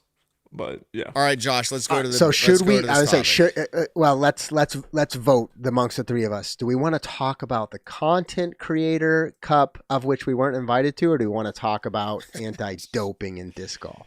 And it's not that Anti-doping. we were The only not- reason I say that is because I'm the being Creators Cup sarcastic. doesn't have a ton to talk about in the sense of like it was a cool I think event. Josh It seems was like a really, joking. really fun time. Okay. I think Well, I mean, so. I'll just throw it out there really. It was really cool to see Robbie C there. I very much enjoy Robbie C. I think he's an awesome dude. Had the pleasure of talking and hanging out with him a few times now. Really fun dude, and he was also on the bag for Cadence, so I thought that was pretty awesome. And other than that, the Creators Cup, it seemed cool. I didn't get to watch any of it. I was No, working. yeah. 15 more seconds on it. Yeah, I go think for if you're there in person, it's probably awesome. Yeah. And I think the coverage was fine. And Yeah. I like that the Pro Tour is doing extra events and coverage like that. So I really I'm completely joking about us not being included. It was awesome. Yeah. The Foundation guys had a crew there, a couple other channels, Brody there, et cetera. So lots of great, that's fun for people on the ground. Yeah. A lot of fun. And kind of fun to see the low key casual experience, some big putts, a lot of fun. So I think it will was say actually really cool. Just to bounce off of that as well. I'm sure in person, this was a really, really, really cool event. They looked like they did a lot of things, like cool things. But I think what made it pretty awesome was, so many disc golfers are avid YouTube people, like watching. And so you have Foundation, who's, I don't even think arguably the biggest disc golf, company that does YouTube, Pro Shop, everything like that. And so to have a chance to see the Foundation guys play in person, and then the Party Podcast and all these different YouTubers who are out there also playing with some incredible pros, I thought was really, really cool. And like Josh had just said, as an in-person experience, I'm sure it was very, very fun. So, yeah. Maybe All one right. day. So I wonder maybe they'll do an if MVP any Open. of those players were on performance enhancing drugs, but we wouldn't know, We won't know. Okay, would we? that's your We haven't intro to the tested them. topic. I said somewhere earlier on social media post yesterday, I think Ricky Wysocki's post, hey, we're going to have Doug Bjerkes, executive director of the PDGA, on the show to talk about the announcement that was sent out to all competitors, registrants, to the World Championship, saying, I guess we could pull it up and read it. That'd probably be the best thing, right? Here we go. It said, and this is now public, it's been everywhere, although it was sent to the world registrants and waitlists. The PDGA has recently been informed that any player, regardless of nationality, could be subject to anti-doping testing at the 2025 PDGA Pro Worlds event in Finland. We are alerting you to this possibility shortly after being given this information ourselves. The PDGA recognizes that players in many countries are accustomed to the possibilities of drug testing at leading disc golf events. However, in other countries, including the United States, this has not been the case to date. Consequently, we are advising you to prepare yourselves accordingly, as we all wish to avoid an unfortunate incident at Pro Worlds. Such an incident could have a serious impact on both a non-compliant disc golf athlete as an individual and on our sport as a whole. The WADA protocol tests for many substances, including cannabinoids. Prevailing medical knowledge is that urine tests can detect cannabinoids for up to 30 days after use. As of Friday, June 27th, that's when they sent this email out, the event is 33 days from tee-off. The complete protocol, including the list of banned substances, can be found here. It's linked. WADA has created the Anti-Doping Education and Learning Platform, the ADEL. ADEL is a comprehensive learning platform that provides resources for anti-doping education. We encourage you to visit this to learn more about banned substances. Thank you for your attention to this important matter as we prepare for a landmark event in the history of disc golf. Sincerely, Doug Bjerkes, Executive Director of the PDGA. I have since had a conversation with Doug Bjerkes previous to the show. We thought he would be on the show tonight. We received a message saying yes the previous day or a day or two ago. And then today saying, hey, we need to hold off. I have more information that I need to more or less confirm / solidify, and it will be coming out publicly on Wednesday. So, a quote from Doug Bjerkes is that anybody trying to make a decision on whether or not they withdraw from this event, before you would do that, wait until the information becomes public on Wednesday so you have all of the information needed to make any decisions you may make. And before we get into conversation maybe surrounding this a little bit, the other information that I was able to figure out through conversation and elsewise is to say that how did this come to be? Not so much should this be a thing, should they, that's going to be something we can debate after, but as part of this conversation right now, one of the biggest curiosities I had was, how is the WADA or the WADA involved in a sport governed by the PDGA and just able to all of a sudden, here we are, ta-da. Well, with a little bit more conversation, Nick can probably allude to this as well, as he was a part of the Disc Golf Pro Tour for a little while as a player, knows that this has happened previously in European events. So through conversation, I was able to determine that what's happening here is not related to the PDGA, but instead the organizing committee of the event. Something, I'm not going to get every detail specifically accurate because it hasn't all been released. But inside of Finland, there's national associations. I'm probably getting it wrong, related to maybe other types of health insurance or things of that nature. The PDGA doesn't even offer insurance as PDGA to European events. I don't know if anyone knew that. Like they do for the US, but they don't there because there's different standards, different liabilities. Long story short, if the organizing committee is a part of this other type of national association, the WADA is involved with that. And they are able to have jurisdiction, if you will, to say, and this is what is being said, we are going to be, or they didn't say this, I'm going to get to that part in a minute, but they are able to test any competitor. They are able to. Now, the interesting part here is, why all of a sudden did the PDGA decide to send an email out on this? In previous years, if there was competitions over there, the European Open and others, why didn't they send an email out then? It's not that they weren't aware of this, but it's that no U.S. player had ever been tested before. These UC and others we've heard have had these testing rooms there, and European players knew that the possibility was there.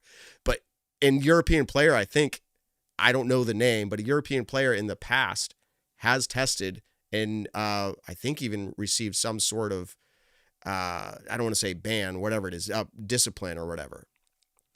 I'd have to go look up who that is. That may be hearsay or rumor, but I'm pretty sure that's accurate. And so what's interesting about this now is that it seems to me that there is, I don't know if source is the right word, but somebody over there involved with this event. And again, I'm telling you a story based off of the information and things that I'm thinking I can put together here. That there's some sort of a source that alluded to, hey, I'm pretty sure I caught wind of. And again, I might be embellishing this a little bit for the story's sake, but the idea is notifying the PDGA. I have some sort of feeling that this is going to go the direction of, for the first time, U.S. players getting checked. And that is why there was a response with this email. So that is kind of the picture, is how I understand it came to be. I don't know if you have any thoughts on that, how it came to be, and then maybe we can transition the topic to more like, is this interesting for the sport? Because the PDGA has no current policy on this. It's not saying that they don't have a stance like amongst themselves or they won't ever, but currently there's no policy on this.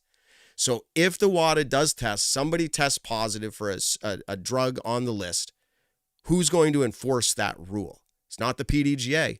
So I want to put that out there, because I see all over social media people that are ignorant to this fact saying the PDGA sticking their noses, doing things that they shouldn't do. This is not the PDGA doing this. So that's where it kind of lies, how it came to be as far as I understand it. What happens here will be interesting, but wait to make any decisions until Wednesday. Public information from the PDGA with their best recommendation for how to handle this. And I think they're going to have information on options as well as more details, for instance, like maybe who would be enforcing this, because they're saying they're not going to enforce it. Well, I don't want to put words in their mouth, but they don't have a rule for this, so they can't enforce it. So anyways, what do you guys think on that part of it? We'll just kind of jump on that really quick. And I think, Matt, you may have mentioned this and I might have missed it, but we are hoping to have Doug on Monday. Yes, he said he'll make himself available on Monday. So information is going to be coming out Wednesday. Get your questions ready. Tune in next Monday. We are going to be talking live with Doug, hopefully. We were supposed to be talking with Ezra and Doug tonight, and unfortunately that didn't happen. So we just want to put the disclaimer out there. We're hoping it happens. Yeah, exactly. We had him lined up. And to be fair, Doug, he would have come on and just been able to more or less say Doug's the basics. Makes sense. Yes. Yeah, and he's like, I want to make sure I have every answer. Yeah. Yeah. I'm excited for that interview. That should be a pretty fun one. I'm excited for, excited might not be the right word, but I'm curious to see how all of this plays out. I'm curious to see if 50% of the American field gets tested and 50% of the European field gets tested, and or who nobody tests positive for what, or nobody gets tested. From what I've heard, that there was always the option, there was always a reserved room for these testing committees to come in and do this. But it was the European players in the past. But it was the European players who knew it was an option. It seems like it was never related to US. I think the sport has gotten so big. Yes. Supposedly, in quotes, that this has now gotten attention. Yeah, and this happened this past week at the European Championships. Players were tested at that event. I think we look at things like European sports in general have such a huge world kind of personality, and as disc golf continues to grow and grow and grow, and we look for certain people out there to try to help maybe disc golf get into the Olympics or into the higher levels of tiers where all of these testing agencies are around. I think we are going to see that. I think it's inevitable that we will see this in the sport of disc golf. Maybe where it's at right now, we are not big enough to justify that, but there are countries who maybe think it is big enough to justify that. And you got to remember that we, as Americans, us three especially, talking on the show as Americans, are going over into another country to where we do have to follow their rules. Now, this is also something to where, hey, you know what? This is the first year that the World Championships is going over to a European country, namely Finland. Maybe this is a huge debacle. And with the PDGA maybe saying we will never sanction another World Championships out in Europe. Now, that's, I think, to the largest of extremes. But there is that potential possibility that something like that could happen. So I'm curious to see what does go on about it. I think it was inevitable that this was eventually going to happen. And I don't know if there's really a ton to say on it. I mean, I'm pretty immature to the fact of like who potentially could be on PEDS or who's, doing what that could, come up in these testings and everything like that. I mean, I personally, I don't smoke weed. And so I get drug tested at my personal work. We do random drug testing. I work with dynamite. So it's kind of ideal for a worker of my caliber to not do any drugs. And so I don't do drugs. And yeah, exactly. And so, but other than that, I don't really know much about it. So I guess I think excited is the word. Just kind of excited. Let me throw a couple thoughts that way. One, the chat is kind of going off, which is kind of fun always in these Which is scenarios. awesome. Yeah, this is the kind of situation we want the chat to go off. First thing is, Nick, when you're talking about like, hey, the sport, maybe where it could go, but all these things, I think that's a legitimate conversation to have. Like the future of disc golf, where we're going to get. The problem that would be happening here is 30 days before arguably the biggest world championships that's ever happened, meaning fan-wise, everything, potentially the biggest ever. We're getting the notification, or competitors are, that now this is going to be a thing. So if the PDGA was the one that did do this, right? If the PDGA was the one, I would say massive debacle already. Like you're telling people 30 days out this is happening. That's wild. Them finding out is a totally different thing. In some ways, I still wonder how did this information not be known earlier? But I think we can explain that. You're planning worlds out. You don't get told until, let's just say 40 days out from the event, because the WADA eventually is just like, hey, tell somebody like, yeah, we're going to be there. I mean, I guess it could have been known as a possibility. Nobody was ignorant to the fact that people were always able to get tested, but it was never American, so it was not something on our radar. Like, that's a legit thing, and I don't think anybody's really to be blamed here. But, Nick, I think it's a bigger conversation of, like, what could be for the sport as opposed to this is just kind of, like, getting popped on us, right? Like, here it is. So, like, I do want to move to, like, what does this look like for the sport? What could it look like? But just in the current state of how it is right now, the other point you brought up about, like, hey, I'm not smoking weed or whatever, like, me neither. But there are other things that are on this list. Adderall. Yes, Adderall. Which, as somebody with ADHD, it did not work for me. There's all different. Now I'm just sharing my personal medical history. It did not work for me. But there was a period of time where I was attempting to use Adderall to see what the effects would be for my ADHD. Would someone in my position that maybe discovered it worked well for me, it was actually something that allowed me to live what would, quote, and I hate to say this, be more normal, right, than the way my brain currently works. And then I find this out.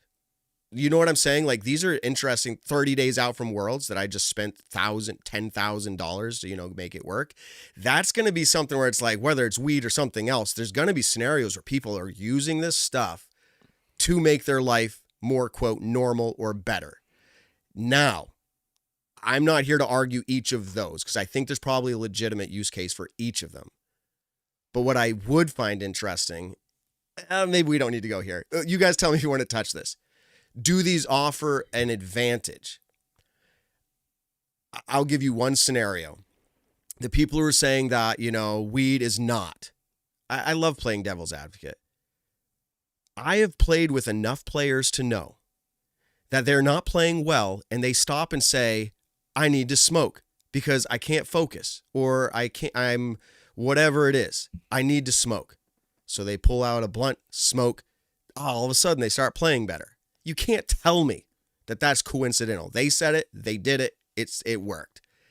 In that sense, I'm not going to say performance enhancing in the sense of like, hey, I'm bulking up, I can throw better, I've got hypervision. Like, I'm talking about like in the moment. Now, if we're testing for something that was 30 days ago, that's wild. I think even, I don't know. I'm in the safety division of my company. Federal laws are different in the U.S. than state laws, all these things. I live in Leicester, Massachusetts, home of Maple Hill. We were the first city east of the Mississippi to have recreationalized marijuana dispensary. We were the first. It sounds funny because it sounds like we're a potted town, but we're not. It just happened to be. But I guess where I'm going with this is like, I don't know that like people, so we can test people for alcohol, right? Are you intoxicated? Like I think I would be okay with that. If they could be like, are you under the influence like currently from marijuana? I would say I don't want people to be that while they're playing. Performance enhancing or not. Anyways, I rambled a little bit. Josh, any thoughts on all this? And then maybe where we can talk about the future of disc golf. Yeah, we just brought up like 12 different topics. So, are you going to respond to all 12? Probably not. Okay. But give us whatever ones you want. I know. Well, I have lots of questions for Doug, of course, as well, because I think, Matt, your perspective is probably correct in that this has existed for a while. This is not new. What probably is new is the concern that something might actually go down at this event. Again, source or not, I'm not sure, but that's what the rule. That's what the feeling is, that somebody was tipping off. Because the first half of it would just straight up confuse me. Here's the point: is WADA can't just randomly go around and test people who are playing sports, right? They don't show up at your pickup basketball game and say, "We're going to test everybody playing basketball," right? My point is they can only engage with organizations in sports that have governing agencies and governing bodies and formal events that are like certified. That's the only way they can do it. I'm into the ultra marathon scene. There's a lot of debate on whether WADA can even test at certain races because there's no governing body over certain parts of the sport. So who would they even like arrange to come and do testing with? It has to be arranged by the event organizer and or the governing body has to, quote unquote, allow it. Now, there could be some tension there because you're in Finland and maybe Finland says you want to run an event that we're officially certifying on this property. You know, the governments are different. And so maybe there's some like leverage there. And so I'm not saying the PDGA has options, but there's just no way because the PDGA can't say we know nothing about this. Like, what do you mean? You're the governing agency for your world championship. You have to know something about it. Or like what's going on. Now, again, the surprise may be like, hey, knock, knock, knock, PDGA. We haven't really tested everybody before, but buckle up. This year we're testing, right? And that would be new. That's I'm what not I'm saying implying. I know, but what I'm just trying to say is to be clear for us to also be like WADA can't just show up and test. Like, to your point, it sounds like if UC's had rooms before, like this is like, I'm emphasizing what you said, but it's an important fact. This has been a known thing. Here's another thing. I know we're talking about a wide range of drugs. Known for Europeans, but yes. But marijuana is also illegal in Finland. Okay. So it doesn't even, the performance enhancing thing is an interesting conversation to have. I agree with you, Matt, but like, you're not allowed to have it in your Finland, blood 30 days prior. Maybe that's their rule. I don't know. I don't know what Finland's laws are. Can you have it in your system at all, like 30 days prior? Oh, well, they're obviously not randomly walking around testing people, right? But if you're going to my point is it's easy for WADA to say we test for illegal drugs for sporting events that are in our country, right? And then there's the whole performance enhancing, which is an interesting conversation to have. Anyway, just so like some of those things just be interesting to get Doug's insight. For example, and we literally don't know, Matt, I know you talked with him, but probably not in depth, but we don't know. Maybe more of the conversation is for those of us who haven't been paying attention to this topic is like, well, yes, the PDGA is known. We certify events. We are an international organization. We are working with WIFDIF. There's the global, World Disc Golf Games. There's Olympics. We understand this conversation's on the table. And in Finland, there's always been an option to test. This is the first year we're really aware of and surprised that they're looking to test everybody in the US. If that's the narrative, I'm like, okay, I get it. If the narrative is though, is like, we have nothing to do with this. WADA just showed up and said they're going to test. I'm like, that's BS. Like, they are obviously aware of. If Nick was aware of, they are aware of. But yeah, and I think what I'm saying is the MO has always been European players knew and should be prepared, not US. And I'm saying this is the unfortunate part, that it's 33 days out from an event, that it's somebody or a group has said, I'm putting words out there that were never said to me, but somebody said, hey, buckle up, this is going to be this year. That's the unfortunate part. Yep. Yeah. So it's just interesting, I think, just to kind of like, think through that. I agree. I think that's unfortunate in its timing. The bigger conversation is it unfortunate that it's happening? That's a whole nother conversation. But in the here's timing the other of thing, 33 days out. Is I'm reacting to the broad picture. And also, correct me if I'm wrong, there's not been like formal PDGA announcement style communication. This was a message to the players. Yes. Not that it's fine that it's public, but my point is because if I'm an organization announcing this, to your point, Matt, as a bigger picture, there's a much more like clear way to articulate what's happening in Wednesday. our sport. Okay. But that's probably why I'm struggling with this. And so I should just be patient to Wednesday. The reason they sent it out immediately. Tough part. We got to do more speculation. Good. Just a whole off season of it. Like, I hate to, we come off as the PDGA fanboys, Paul McBeth. We like people. That's fine. The PDGA getting this heads up, and if you want to call, again, I'm calling it a tip-off or an inside scoop or a source, the fact that they quickly turned around and was just like, we're giving you as fast and as much information as we currently have, and we're not waiting on this, I think that is good. And it was done in a private email to competitors. Yep. That's just why I'm saying, if you give me the big picture, then I'm willing to buy into that narrative. But if Wednesday, you're going to hear everything related to it. Then I'm looking for that big old announcement. I'm going to read through it. So yeah, if we want to transition to performance enhancing, whether we like it for the sport, all that, that's definitely a whole nother conversation to me. That's, I understand why it's related here, but it's like that. It's to me, that's a different topic. It is a different topic, which is fine. We can talk about that, but yeah, I think that it's interesting. Nick, you might, I don't know, you shared your opinion on it. Should we have this as an official part of our sport? And if so, this is the fun question. Should marijuana be on that list? Just to be clear, that's like, I know that can be a disc golf debate. Nick shrugged his shoulders or raised his hand. But like, even WADA's not sure about that answer, Matt. By the way, one of the reasons they say they test for marijuana, it's unclear if it's performance enhancing. To your point, Matt, it's a gray area. They test for it because it's like the integrity and like perception of the game. In other words, they're like, this is one of these drugs where it's illegal in a lot of places. So we kind of just say like, we don't like sports that are being certified by WADA shouldn't have marijuana in them. They don't even like have any conclusive study that says it is or isn't performance enhancing any more than other things you're allowed to do. It's kind of a joke, but there's a lot of other sports, including cycling and running, where you put music in your ears, and disc golfers do this too, right? And they call it ear doping.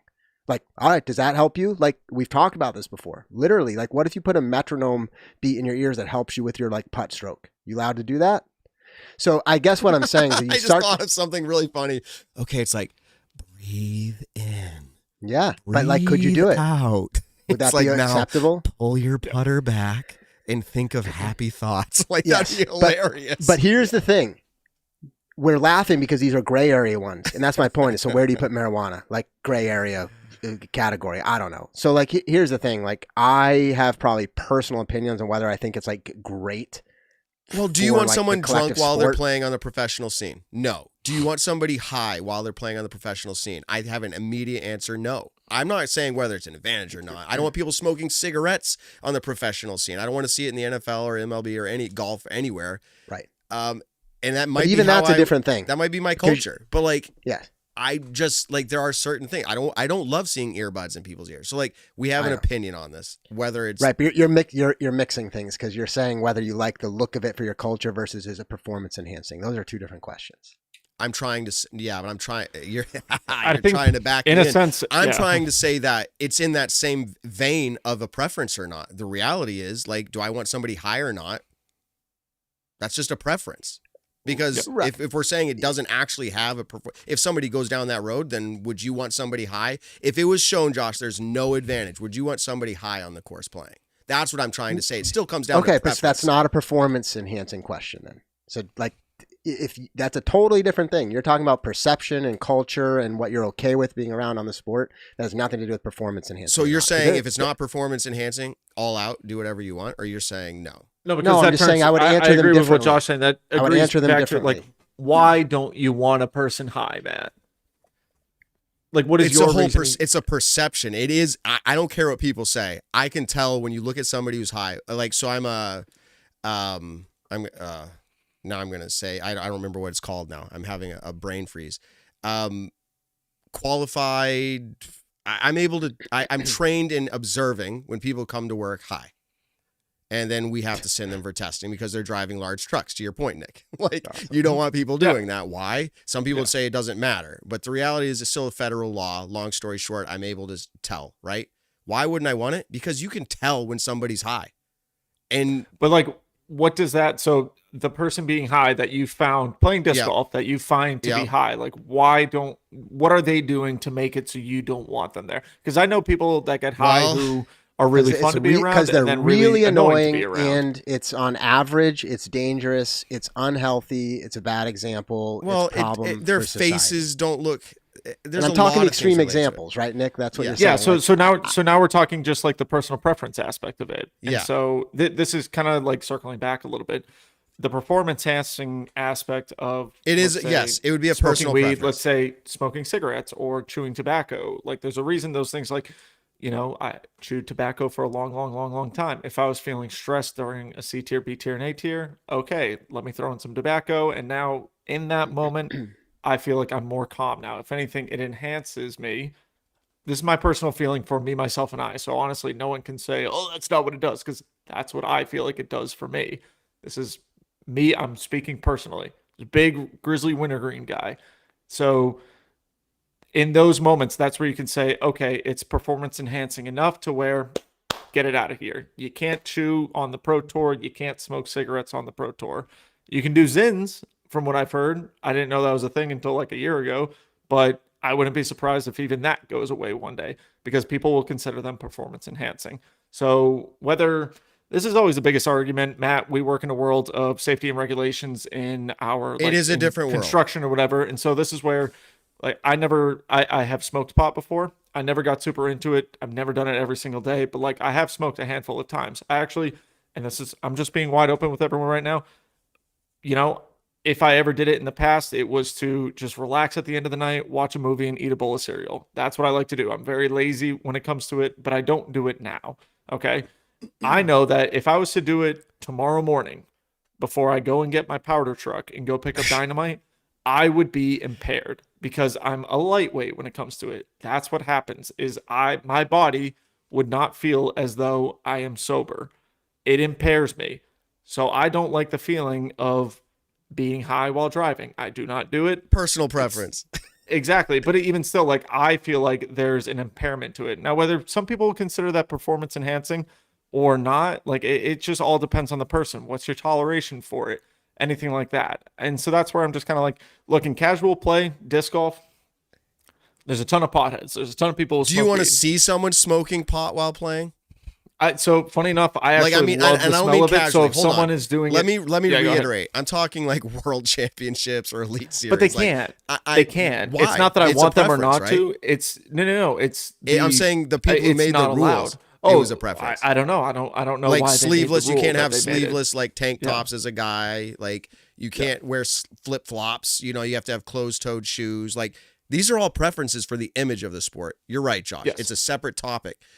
But at this point, people, and it's just our listeners, people around social media, the world playing disc golf, nobody agrees on if marijuana is performance enhancing or not. To your point, WADA doesn't even fully, they have it in there, so they obviously think it is, but they're not determined to say it will be. No, I don't know if they're convinced it's performance enhancing. I'm telling you, they have it in there for other reasons about the perception.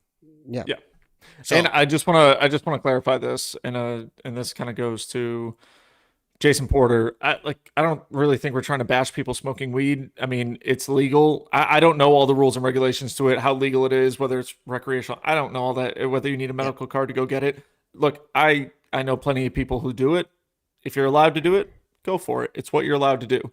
Now, there are times where I think you shouldn't do it, and that's just like personal preferences. And I'm not even talking about in the sport of disc golf. I'm talking about just in life in general.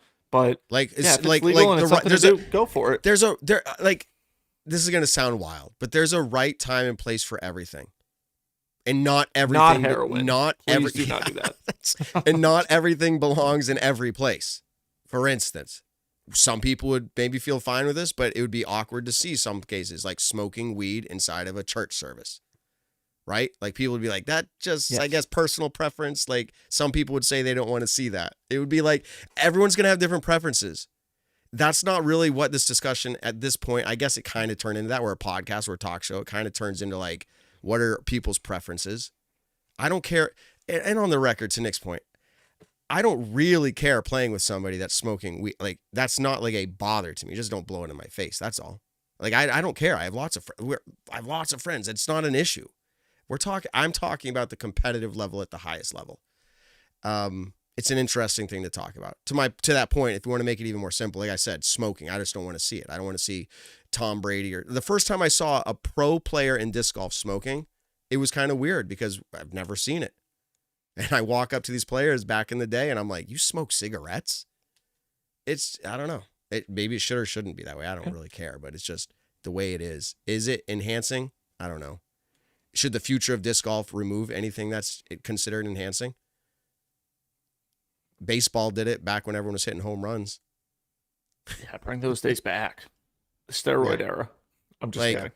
I mean, should Although it be allowed? Fun, but in disc golf, the future of disc golf? Is it a problem now? Maybe not.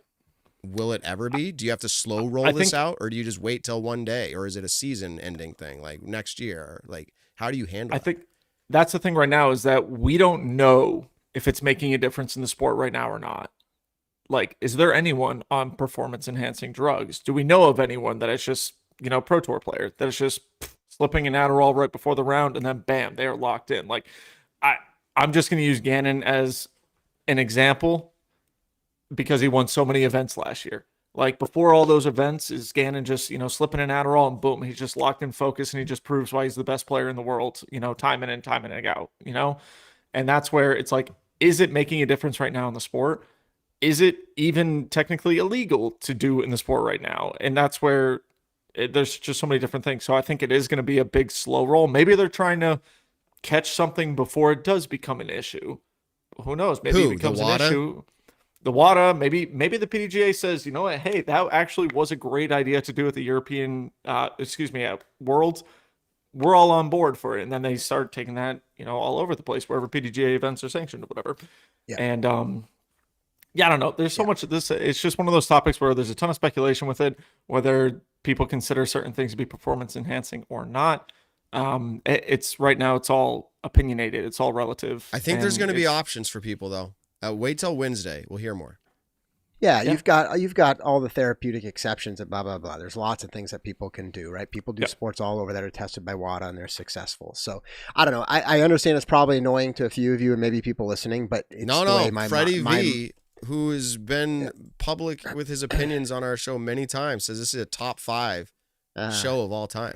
Right, but I'm saying maybe I'm being annoying that I'm saying I'm compartmentalizing parts of the topics because I think you have to. Because, for example, we can all have our opinions on whether we like weed or not, okay?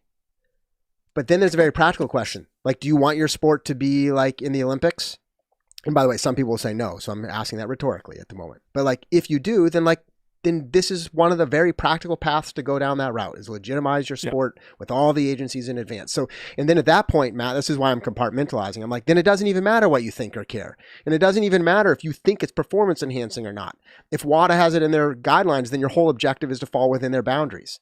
Now, if you could care less about that, and you're like, no way, we want our sport to just be our sport based on its cultural heritage, then that's why I'm saying, then you go down a different path.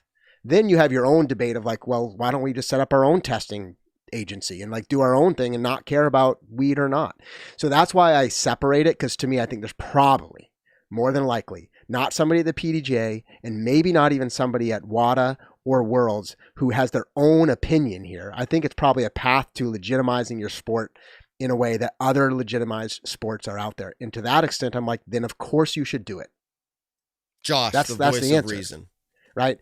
Because, and by the way, the other debate's fun, but we can do that sitting around a table and tell you why I like secondhand smoke or why I don't like it.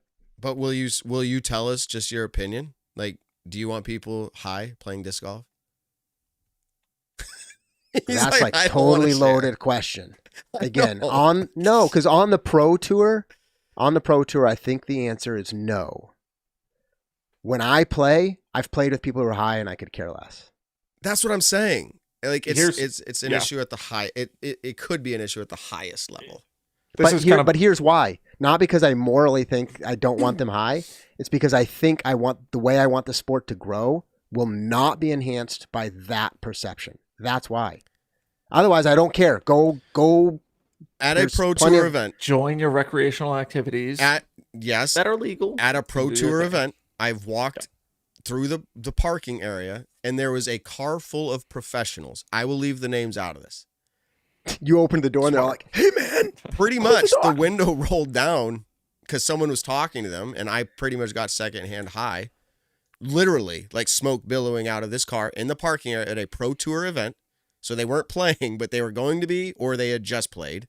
And there was 4 people in this car, and it was just full smoking marijuana. I don't think, this goes back to earlier, do I care if my kid hears these profanities? I go, hey, that's real life. So I'm not saying like I walk by. My kid now goes, I smell something. And he's like, it's marijuana. And he's 11. He knows what marijuana smells like. That's fair. What's the problem with that? But it's like, do you think that 11-year-old's like, dude, that's cool and how I want to be a pro player? Do you think that's happening? Not in our culture. I don't think that's happening right now. Although there might be some. Yep. So this is like why it's a big conversation, because Finland is going to be different about this than the U.S. is going to be, all these countries, and we're an international association. This is kind of where I'll slowly leave it, is if I'm watching disc golf, and maybe I don't have the training that, I definitely don't have the training that Matt does, but like if I'm watching first card, second card, third card on the disc golf network, I'm probably not going to be able to tell if someone just smoked a blunt right before their round, like just me personally. So do I think it happens? Yes, there are players who go into the round or just finish their round high. Yeah, it 100% happens right now. There's no doubt about that whatsoever. And I think what Josh was bringing up earlier is, what do we feel in our own opinions of what will kind of like make the sport bigger? And like, I would love to see disc golf in the Olympics. And this is one of the biggest things where people are like, oh, stop the sport growing and no more grow the sport. It's growing too big already. If the sport makes it into the Olympics, and we're talking about disc golf here, if it makes it into the Olympics, guess what? You're still going to be able to go to your local free course, go smoke some pot with your friends, go drink some beer with your friends, and enjoy 18 holes of disc golf. Like, golf is one of the most prestigious sports out there. I love golf. I love watching golf, and I've grown super into playing golf. Absolutely love it. I go out and I play a round of golf. I get a golf cart with some friends. Like Simon and I went out and played a couple weeks ago, and I got 3 Coors Lights to enjoy during my round of golf. I was able to drink casually while playing golf because it is fun for me to do. Even though golf is one of the most prestigious sports out there. That's recreational. That's what I mean. And so like everyone always talks about, oh, slow the sport, it's getting too big, whatever. Like, is the sport getting more expensive in certain areas? 100%. And that's the only way that the sport is going to thrive when it comes to the business aspect of it. Fun. But there are still many things that are super cheap, if not free, in our sport.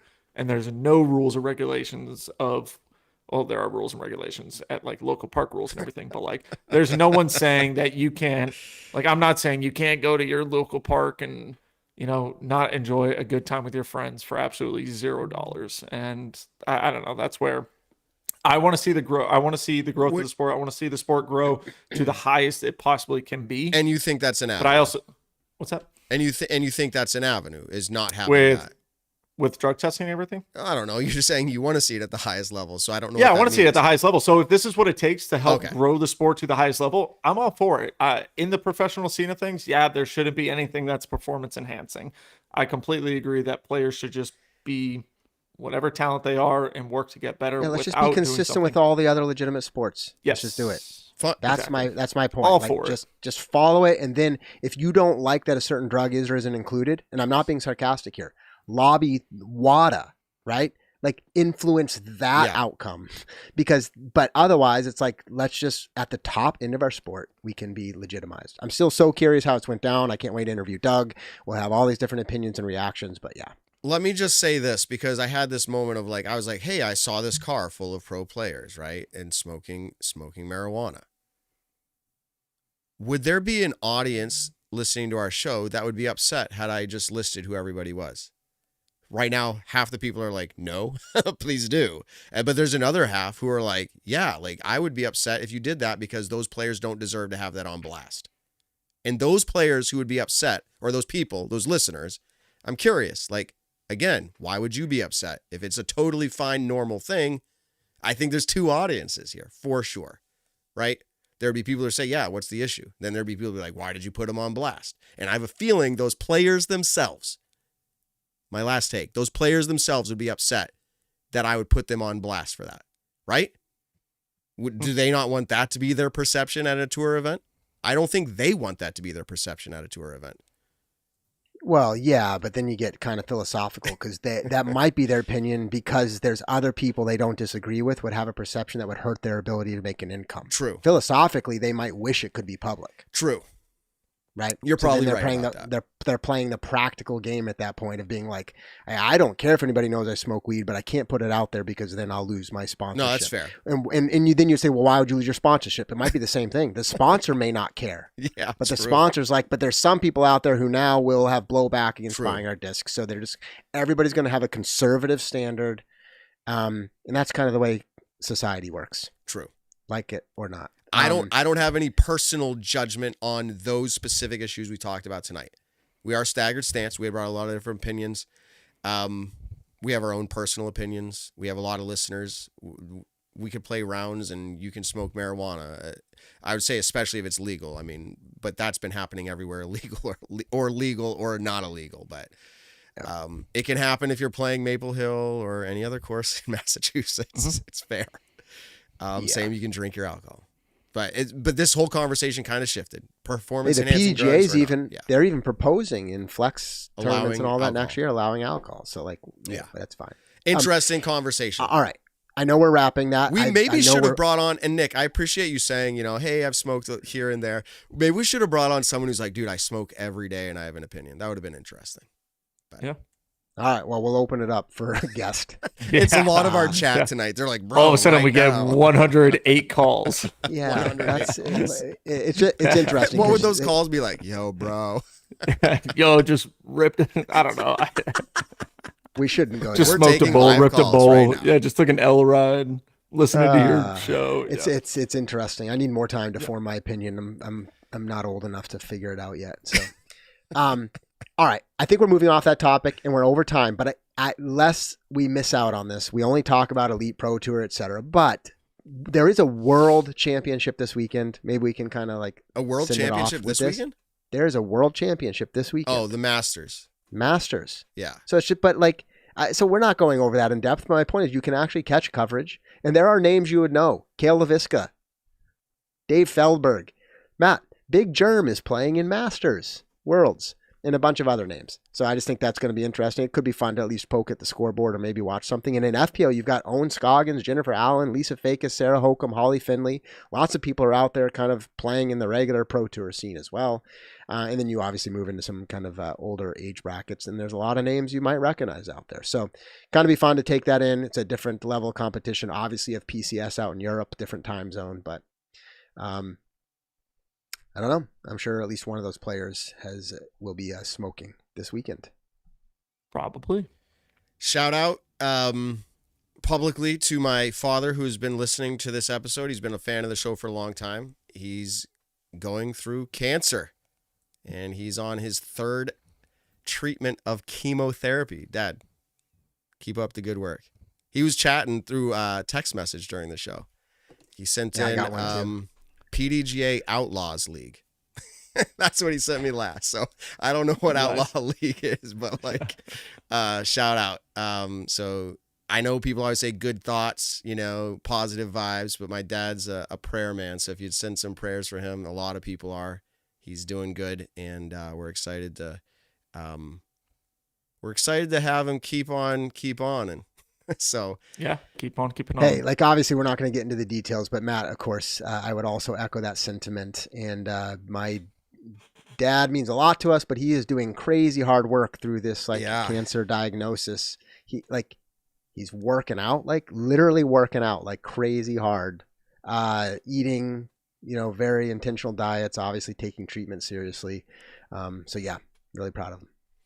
Yeah, the chat is sending a lot of both inspirational, funny, humorous, good thoughts as well. So there's at least I shouldn't even go there. I'm gonna be we could just be Dad, I wonder if smoking some weed someone would said help. your dad is high. Hopefully, at least. Oh boy. All right, everybody. Yeah. This has been a show, a top 10 show. We had some say favorite. Ben wasn't here tonight. He's traveling from the He is west, traveling. Someone or at asked that least earlier. central. To I know the we east barely coast. talked He's about coming it. How back do we home. do that? He's We coming forgot to back say home. Ben's not on the show, but it'd be good to see him. We had a so. full show. We're well Yeah. over past. But next week's going to be even more enjoyable because hopefully we will have Doug Bjerkes on and can kind of give us a little bit more information about everything going on with WADA and the European disc golf scene. So everybody, thank you for tuning in on to episode 243, I think we said, of Staggered Stance on this wonderful Monday night. We appreciate every single one of you. We say it every single week, but we love you guys. Thank you so much for popping off in the chat. These are really, really fun subjects for us to talk about, whether you agree with us or not on our opinions. It is really fun to be able to talk about it and get you guys' insight in it as well. So tell someone you love them this week. We'll catch you guys all in the next one. The phrase I was looking for was trained in reasonable suspicion. That is my trade. Reasonable. I have to be able to determine reasonably if someone is under the influence of drugs or alcohol. So anyways, yeah, we totally appreciate it. And when you see us out there like you did this week, if you've never met before, we love catching up, say hi, whatever it is, and we can continue the conversation. Those of you driving, working, have a good rest of the day. Drive safe, work safe, have fun. Catch you out there. Peace out, everybody. Peace.